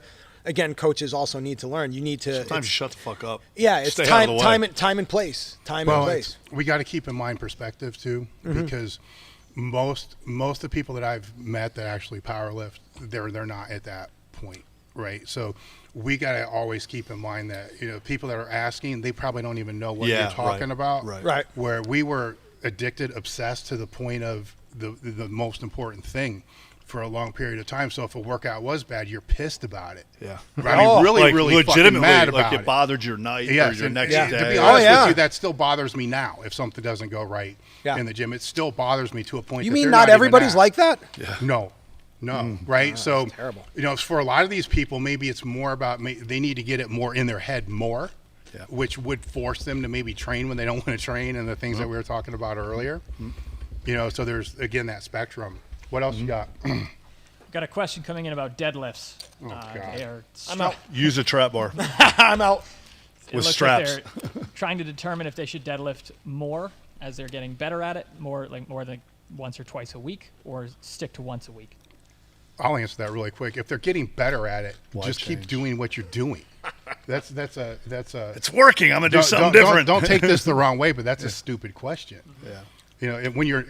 It's a better question if you said, I'm not getting better at it. Right. Yeah. What do I do next? What should I do next? Yeah. So that's an easy one. The example I always use is like for the kid who deadlifted, heaviest deadlift was 290 for 5, and then, deadlifted on a PR set 365 for 6. The first thing all those kids do is say, oh my God, can you raise my weights? Why? I'm like, what'd you just do though? He's like, well, you didn't see? I'm like, I saw, but what did you do? Remind me what you did. I'm like, so I have given you the path where you need to be. And I always liken it to if every day you went over to the gas station on the corner and bought a lottery ticket and won, would you go to another gas station? No, because now I've given you a good path here, so just relax. The other thing is in a kind of a but if you're built to deadlift, who is it, Vincent Dizenzo? He can deadlift more frequently. And Right. the less built you are to deadlift, probably the less you can do it and get away, and that's where the assistance work really comes in. So, but again, yeah, if you're making like, I get that all the time. Like, hey, my bench went from blah blah blah. I think I'm like, dude, you're doing good. Keep going. Just pound that fucking. I always, not always, but it's. I went up. Can we reset my number? Yeah. I'm going to add the 5 pounds that we're supposed to add the next cycle. Why would I? It's working. Why would I change it? Sometimes why do you lowering want the to number do will more? produce a higher outcome. Yeah, People why don't do you understand want to that work? either. Oh my God, But yes. the kids. Don't tell that though. I know the kids like they think the number matters. Yeah, I know. It's like when you make 15 tackles, whatever sport you play, nobody cares how much you squat. It's important that you did it to get to that point to have those, But you're thinking as a coach, this guy's thinking as a deadlifter. Right, but even as a lifter, I think it's don't worry so much about the number. If you just you use Keep the making phrase progress. accumulate the work. Well, here's the thing: is eventually it just happens. It's a natural you accumulate progression the work. of. Well, that's one thing I say, and I missed before. I want to say I did block periodization once for a meet, and my meet did not go well. And I was like, oh, what a waste of time that was. I'm like, no, work is never wasted. Work is never wasted. Just that particular cycle, Whatever. you didn't show. Yeah, you weren't just able keep to show as well. accumulating work. Yeah. See, I would question if they're really worried about the number, like the end number, or if they're more worried about the training, right? Yeah. So Okay. when I was training first came to Westside, we used to bench out at this shed, this Tim Van Horn shed. Long story short, we had 3 different benches. There's speed work out there. So I was on the strongest bench, and we would use anywhere from. Did you hear that one? Bragger. Just saying. Just in case. Just saying. But it is kind of relevant because. So I was buying these Magnums anyway. Yeah. So our speed weight was between 315 and 405, depending upon the person's. I think it was like 70% or something like that. Tim Van Horn gets hurt, so he stops using 315. Has to use 275. Goes to the next meet, broke his record by 45 pounds. Every one of us that was using 405 went to 365. Everybody with 365 went to 315. Everybody that was using 315 went to 275. We all broke. That Is an it the awesome weight? story. That the is result. a really good story. This is a Yeah. factual, Yeah. honest. If you look through old Powerlifting USA, Louis wrote about it. Yep. And you know how long it took us to drop that weight? He competed on Saturday. We Sunday. dropped that shit on Sunday. Because we wanted the bench and the meat. It didn't matter if we had 4 plates rattling on our speed work in the gym. Right. Yes, What's it's the end cool. It's result? nice. But Yeah. I wanted that end result. Plus, it's like, holy shit, now he's getting closer to me. And it's that competitive thing. That first 600, you helped me with some of my dynamic work, and I remember Rhodes, or maybe that was maybe that was my 600 at 275 or 308. But I had brought I called Rhodes at I was up all night. I figured out my program, very excited about it. We talked about it. But I had brought my speed work down to 185. I was 585 bencher, and I brought my speed work because my speed work was awful because I just started falling in love with heavier weights. Yeah. Like if I do more weight on dynamic day, I'm going to be stronger, and it wasn't the case. And by the end of that cycle, I had multiple bands in 365, and I mean that's when I hit 600. It's crazy. Submaximal weights actually do something. So maximum weights with pushing the bar fast. I have What is seen it? Compensatory more acceleration. Insane. Ooh. Like I told this story. Mason, my son, I trained him all through the pandemic via Zoom. The heaviest bench his heaviest training max was 170 on the bench. He gets to high school. They test 235 bench. Never touched it before then. No, didn't even touch. He didn't even put 185 on the bar. And I'll tell you this: I obviously I love my son to death, but he liked lifting because it was for football, and he get to hang out with me 3 times a week, and we use bullshit. It's just Dad, what I need to put on the bar, it's like 10 and a 5 and a 2.5. When you look at 170 to 230, that's a 40% increase too. People they'll hear 230, yeah, but it's a 40% increase. Yeah, I didn't think about that. And I'm not down in Mason at all. And he's never going to watch this because I'm his dad. He doesn't fucking care about me like that. He's just a dipshit. He's on the mark. He worked hard, but it wasn't like we work. He didn't. Right. He did just enough, well enough. Which is probably why they'll make better progress. Yes, of course it is. We had a kid on the team who was just built to lift. Set ourselves back so often. His quads were like 35 inches around. 5'8", 205, just a gigantic. Just that kid, the stud. And I was like, you know what? He's a kid who'll do exactly what you tell him, no more, no less. And he didn't have a bad attitude. That's just the way he was. He didn't have a single hard workout for 4 years. And he ended up being, he was like, at the end, he was 5'7" or 5'8", 210 running back. His thighs were so fucking strong and big, it was obnoxious. And he just like, what do I need to put on the bar? All right, 355. Okay. What's next, coach? And it's not telling you not to, like I said, you don't phone it in, but sometimes you don't have to Instagram lift all the time. Yeah. Let's take a couple more. How's the nacho fun? We're still rolling. Okay. It's still going. What advice do you have for young coaches that want to get better? What sort of resources would you say for them to check out? Well, I'll say just pretend. Well, you go ahead. Some of the things that I had nothing. I spoke in one of our strength and conditioning classes, exercise science or something like that, and something like 45 minutes. Professor Rhodes. 45 minutes. I'll tell you what, so far this is the best advice I've heard. 45 minutes before the class, I started preparing my little deal, and I just thought about all the areas that Everybody settle in for the story. we touch. Go fuck yourself. He gets so mad at me. Go have a leaf of lettuce. I finally got him mad at me. It's taken almost 24 hours. But lettuce. it's like obviously the strength training and all that, but then you've got some yoga, some stretching. What the hell? Where did this just went sideways? It went from lettuce. Like what's? No, he's going to swear at you. Is he going to get to the point here? Don't swear at Dave. All the different areas that it touches. I get it. Teaching, right? So to me, when I suck at a certain area, that's what I go look at. Very rarely do I read training stuff to learn something new. I reread old books. But it's like Jim was talking about communication and how he's gone to explaining to his kids, like, That's Dave. Dave, I remember we were where we were, and we were fucking tired and spaced out, and Dave said to me, I always remember, it's two things. I'll say one. One, he's like, you know what's more important than all this shit is communicating without this. And number two, we had just dropped off Louie at his house. And we're coming back from a meet. I mean, we were fucking exhausted. We had driven all day. And Dave just turns to me, he says, Jim, weightlifting is just GPP for football. And I'm like, yeah. Yeah. and we just kept on driving. Yeah. But it was like probably 6 hours of sitting in the car, turning all this shit over, and and then it just came down to one sentence. I was like, anyway. Yeah. But it's learn how to communicate. If you're uncomfortable in front of groups, learn about public speaking, learn about how to stand, the power positions and all that stuff. And if you're not good at explaining things, learn how to explain what you want them to do. I always say as a head coach, it's 10% sets and reps, 90% all the other bullshit.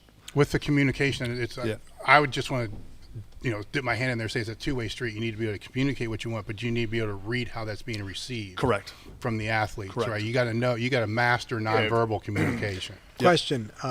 Do you guys have, for coaching, do you guys have weightlifting? Are there weightlifting competitions for the high schools? I'm sure there are around here. I think it's horrible. They started that, and they would have. I shouldn't say that. I would never. I think it's fine if kids want to do it, but I wouldn't do it. Because they were having me go over to the high school, some of the times, helping out with the coaches, and they're like, "Yeah, we have this weightlifting competition." I'm like, "This is the dumbest thing you guys could." I don't know why.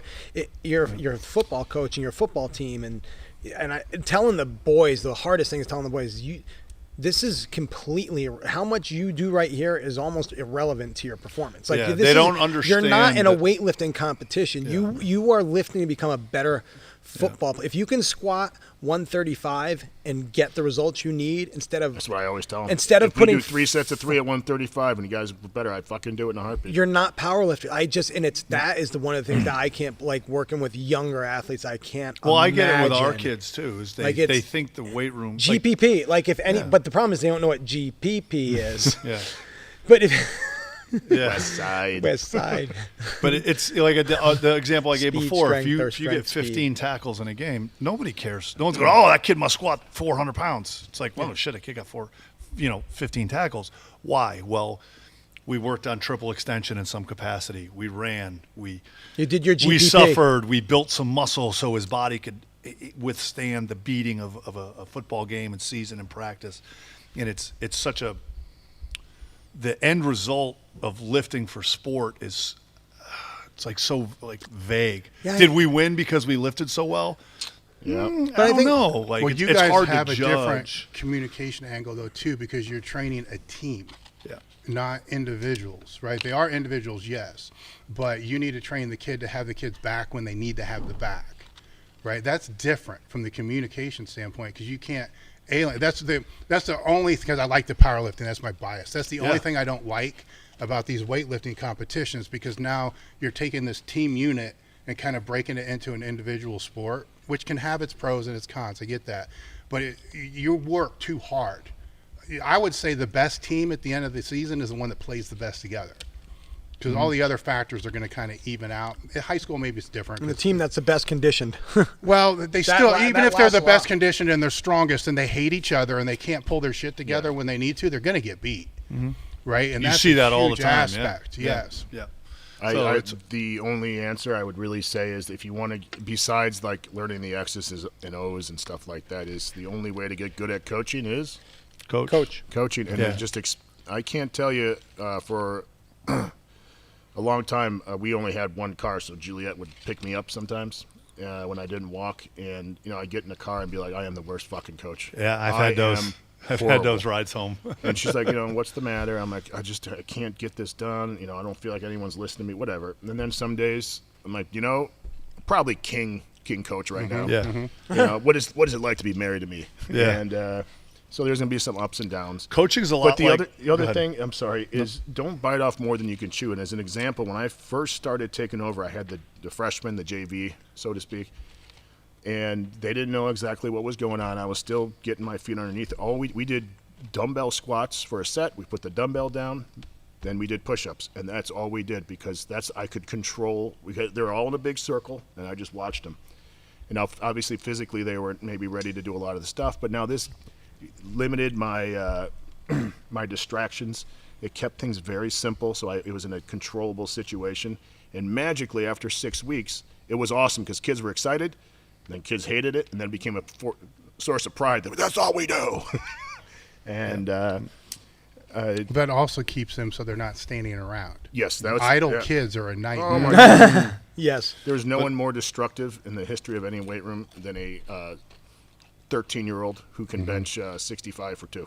Yeah. Every bar, like I always laugh because you might have a squat bar here, probably went through 15 years and God knows how many heavy squats, fucking perfect condition. You put that in a unsupervised weight room, that thing is bent. Bent. Yeah. I would say there's a lot, Iron Wolf bar bent. There's a lot of one day. A lot of days in coaching. It's horrible. It's Vincent's food analogy. There's a lot of 10s and a lot of 0s.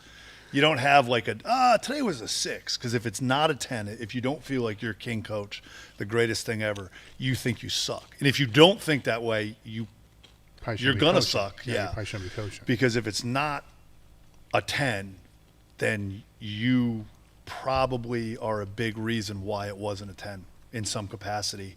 At some point, the kids have to take responsibility. But so there's a lot of those days you go home and you're like, why am I not getting paid more? How come these people don't understand who I am? And then the next day you're driving home and you're like, whoa, I suck. I'm getting fired. They don't even know, but I'm going to get fired. Like it's fired like, myself. Yeah, it's like you have those days, and you got to be able to deal with that. And I think you got to look at yourself. It's always your fault most of the time, because you can control something to influence them. If I notice this, if I would come in a bad mood because something hurt, the way I would explain, like we have a board like this on the wall, and hey, we got this today, and we got that. Here's how I want this, and if I didn't do that a certain way, they would take on my mood. Yep. I'm like, why come you guys aren't excited? And a couple months, I'm like, oh, it's because I could notice depending on how I was. There's a lot more psychology to it. I remember I was I had just gotten done training,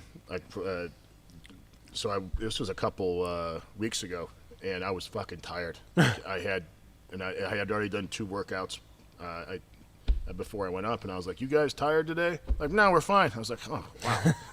I wish you know who is tired? Yeah, me. This guy. Yeah.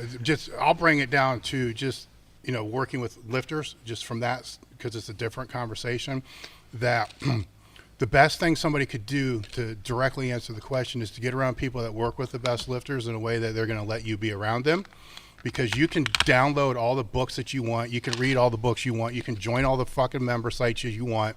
None of those are going to teach you how to do shit. It's the science of coaching versus the art. They'll give you the, and art. Exactly. The art is what actually matters. Big the science doesn't matter that much as long as you're in a ballpark. Yes. It's the art of understanding alchemy or chemistry. And the reason why I'm saying you need to be around them, because a lot of times the great coaches, they can't sit down at a table with you and answer the question like you just said. Yeah. It's an art. You got to watch, observe, and see. Yeah. I've been reading some Charlie Francis stuff lately, and a lot of the people that talked about him were like, he just knew. You had to be around him. Yeah, he just knew, and I loved one of the things he said. He goes, if it looks good, it'll fly. And it's like, there's no science in that. It's like, yep, that's what it's supposed to look just like. Just because you know the X's and O's, you did it right. Doesn't mean you can. Mean you can explain them. And it's and that's you have to. It's like teaching Jim said, anything is an art. You have to do. Teaching anything, and you have to make a lot of mistakes, and then be willing to look at yourself and go, "Wow, that sucked today." Well, it's just I sucked today. Yeah, I mean, with X's and O's, how many plays are there in offensive football? Yeah. How many? Not many. I mean, how many?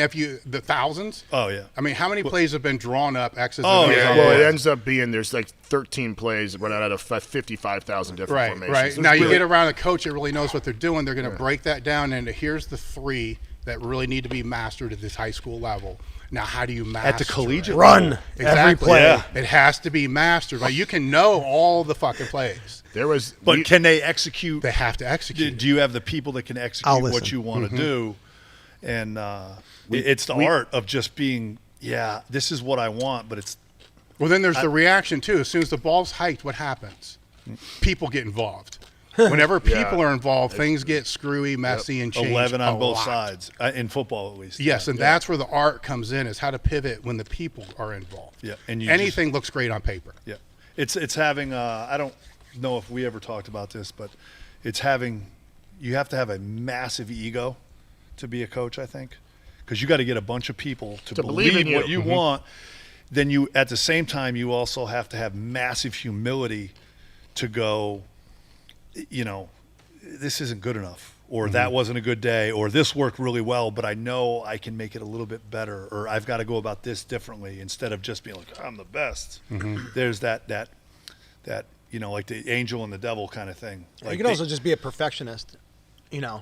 There's some guys who are really good at stuff that have zero humility. Well, but what I'm saying is humility helps in that you have the ability to look at yourself and say, introspective. I'm not good at this. Right. This didn't go well. I don't know what that means. Everybody writes a program. Must be tough, Rhodes. Yeah. Yeah. I don't know how you bear that cross the way you do. We're all sitting here looking at each other going, I can't believe you haven't killed yourself. Yeah. It takes too much work. You too? Too much work. But like everybody writes a program and you expect it to work well. I've never heard a coach, I'm sure it's happened, but I've never really heard a coach say, yeah, that program sucked. I screwed up. Every program that's ever been written is awesome. It's not. And can you look at that and go, ugh, that didn't work out the way I wanted it to, and then make your adjustments? That you never write a program going, this is going to suck. I can't wait for this to suck. You always want it to be good, but can you sit there and go, here's where I screwed up. Here's where I need to make my difference, and then apply that. Yes. Because it hurts the ego. Just on an individual level of, working with lifters and when I was personal training, all the other stuff, no matter what I had on paper, always changed some degree. Always. As soon as they walked in the gym. Always. So you really get to a point where you're like, why am I bothering writing this shit down?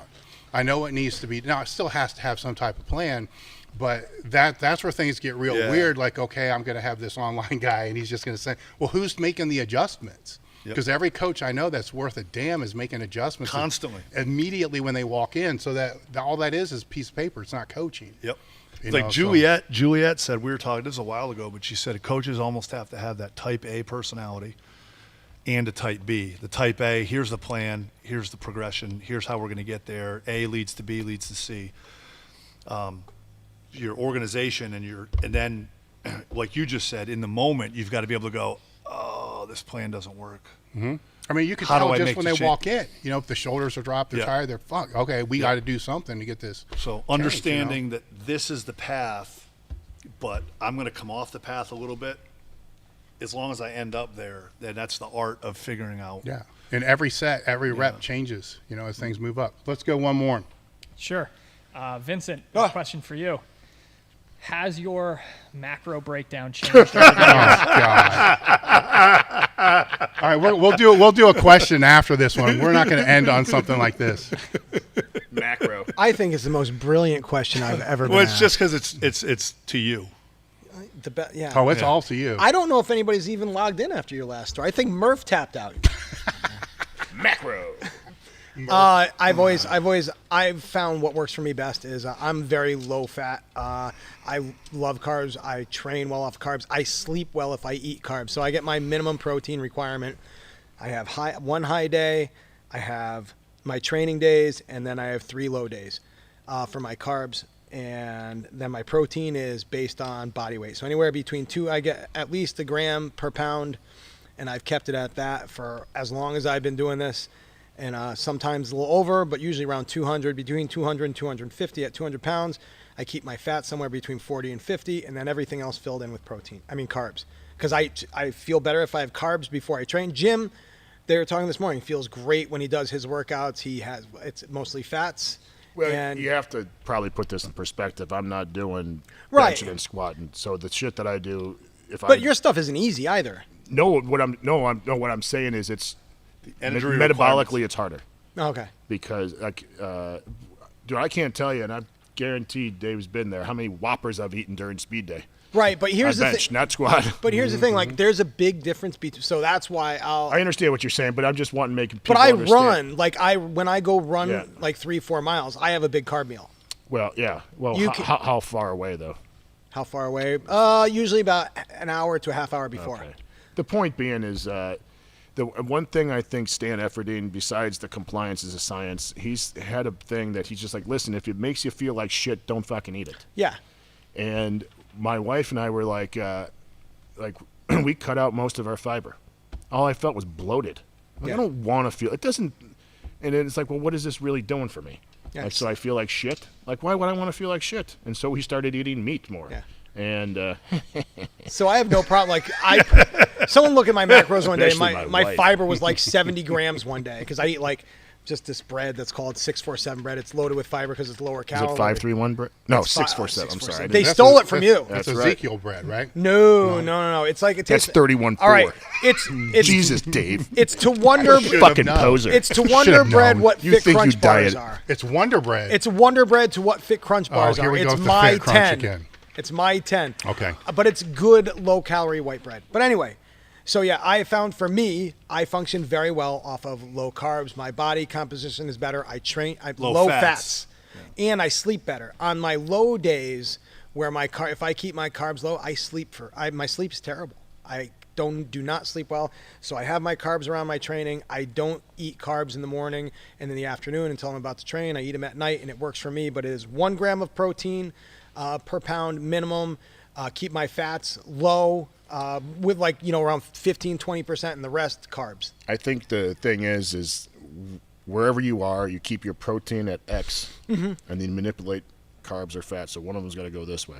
And I never forget one of the great things I My learned. fats stay the same. I know, but I'm saying if someone didn't feel good on carbs, they would have to raise the fats. up. That's what I'm 100%. trying You to nailed say. it. Absolutely. Thank you. Yeah. And the other, I think it was, God, who was the bodybuilder? What's his name? He was on the site. Justin. Oh, He talked about, he's not the first one to say this, but talking about how carbs are protein sparing. yeah. And you look at someone like Jay Cutler, not the football player, the bodybuilder, like his enormous amount of carbs, and he can get away with a little less protein because you're whatever. That's way off that's like us talking about Tom Brady. But some people do care about that. Like, yeah. I know, but they're not at that point where they need to be eating, They're not 800 grams of manipulating carbs. that much. Yeah. But I think that if at the very least you say, listen, he's talking about 1 gram a pound of protein per yeah. body weight. But let's say right now you're only getting like 70 and you need to get 200. Why don't you go up to 120? Right. Because that's the other thing. Because people get all weird when you're like, listen, most of when I was really dialed in, for me, I just got 250 grams of protein with just meat and eggs. And like, how do you do that? I'm like, well, I didn't start. Right, you didn't start away. right. I started, and then it works itself up. And so I think the basic thing is proteins the constant, and then manipulate your carbs and the fat. higher carbs, the lower the fat, and then you can kind of. But you can't have high carbs, high fat, Well, you can. low protein. Yeah. That's You what can, you but want you to be stay away from. fat. Yeah, You're I gonna feel understand. like shit. Yeah, no, you feel like you shit. definitely explained So, there you go. that very well. Shit. All right, give us a question that's not nutrition, and then we'll end this thing. All right. There's an overwhelming support of a fat powerlifter story that you guys haven't shared before. Some bloated meathead story that you haven't shared. I'll give a quick one. Anybody can throw one out there. I'm going to give my favorite one is when I was in a bathroom stall. And Did you tap your foot underneath? Like that? there was no one there. It would have made the story better though. So being as heavy as I was, I had a tremendous difficulty with flexibility. So wherever I was, There was no ability. no. So cleanup Flex the time. nobility. Cleanup time, I always had to stand up and twist my arm behind my back against whatever I could. And I'm leaning against the stall door on the side, and I'm trying as hard as I can, and the stall door collapsed and fell into the other stall.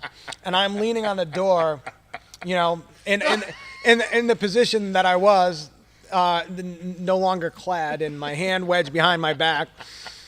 And the story would have been so much better had someone been in the stall next. There was no one in the stall. This is pretty good, just as There was no one in the stall. Can next you to me. imagine if you're sitting there taking a dump? Like, what would you think was happening? Because the last thing is, I think a guy's trying to wedge his hand up his ass. Yeah. Right? And then he fell on me. Yeah. 330 pounds of him, the door.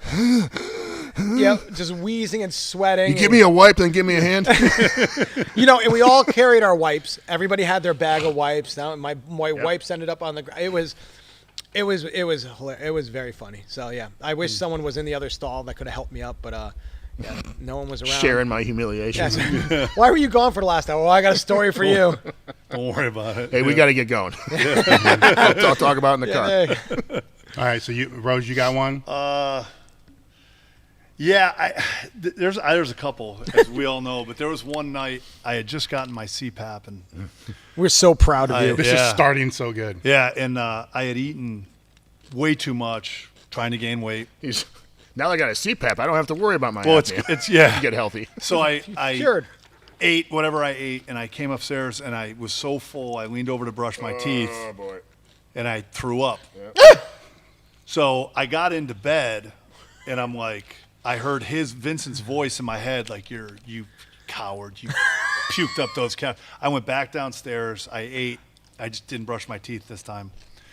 And I got in bed, right? So if that wasn't bad enough, I'm grabbing my mask, I put the mask on, and I couldn't reach the CPAP like this. Yeah. So I rolled over, and my whole arm went numb. I thought I was having a heart attack. And so I had hit the button. The air was smashing into my face. Remember it didn't have the regulation. Yeah. It was like 25, and I'm like starting to hyperventilate. I'm starting to get lightheaded. My arm's numb, and I'm like, I'm not calling 911. If this is a heart attack, this is how I'm going to go. Like, that's what went through my head. Right. I already got oxygen. I'm fine. And it kind of cleared up. What I did, I woke up in the morning. What I did is I had gotten stingers in college. When I rolled, I gave myself a stinger.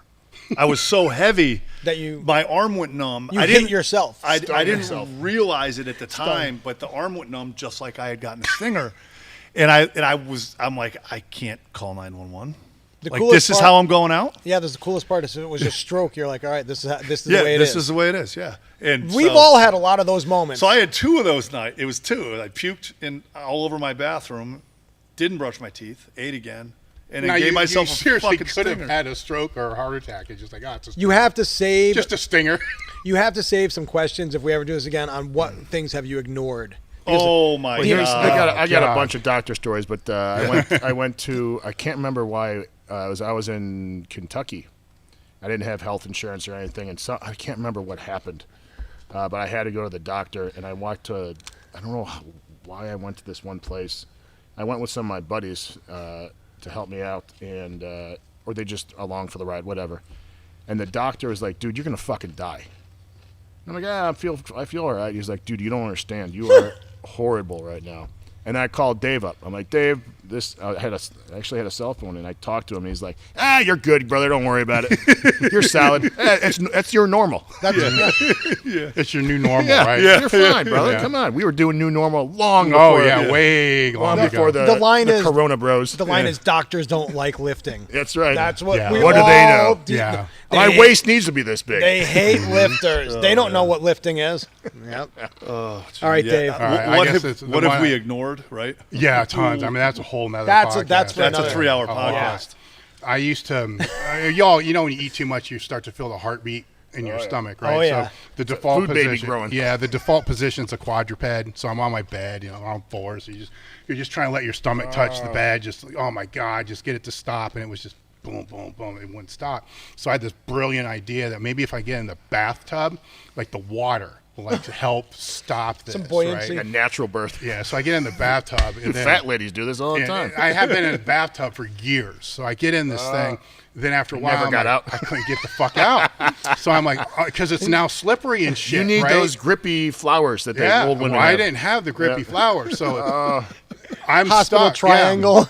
Yeah. So I had to drain the fucking water out of this thing, and Let then it that's dry. what just let it dry. This was probably back an hour, and because I couldn't grab, I knew if I grabbed the towel to wipe up the water, Done. if I did it too soon, I wouldn't be able to get the leverage Yes. from the bathtub to be able to get out. So I had to wait until it evaporated enough to get the towel, to slip it underneath me so I could use the towel to be able to grip. to be able to get out. It was probably an hour and a half. I'm stuck in this fucking bathtub.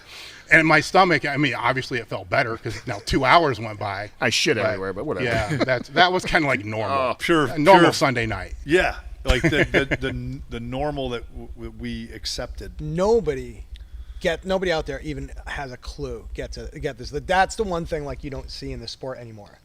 Those One of the guys coolest things I had really a doctor do. trying to get big. I had a serious issue, and I went to the emergency room. The doctor put me in, whatever, and gave me all the medicine I needed. And he's like, "Dude, let me ask you." First, he goes, "Where do you get your drugs?" I'm just curious. And I'm like, we got them from Mexico. He's like, "All right." He's like, "Do you have health insurance?" I'm like, "No." He's like, "Go now, just fucking go."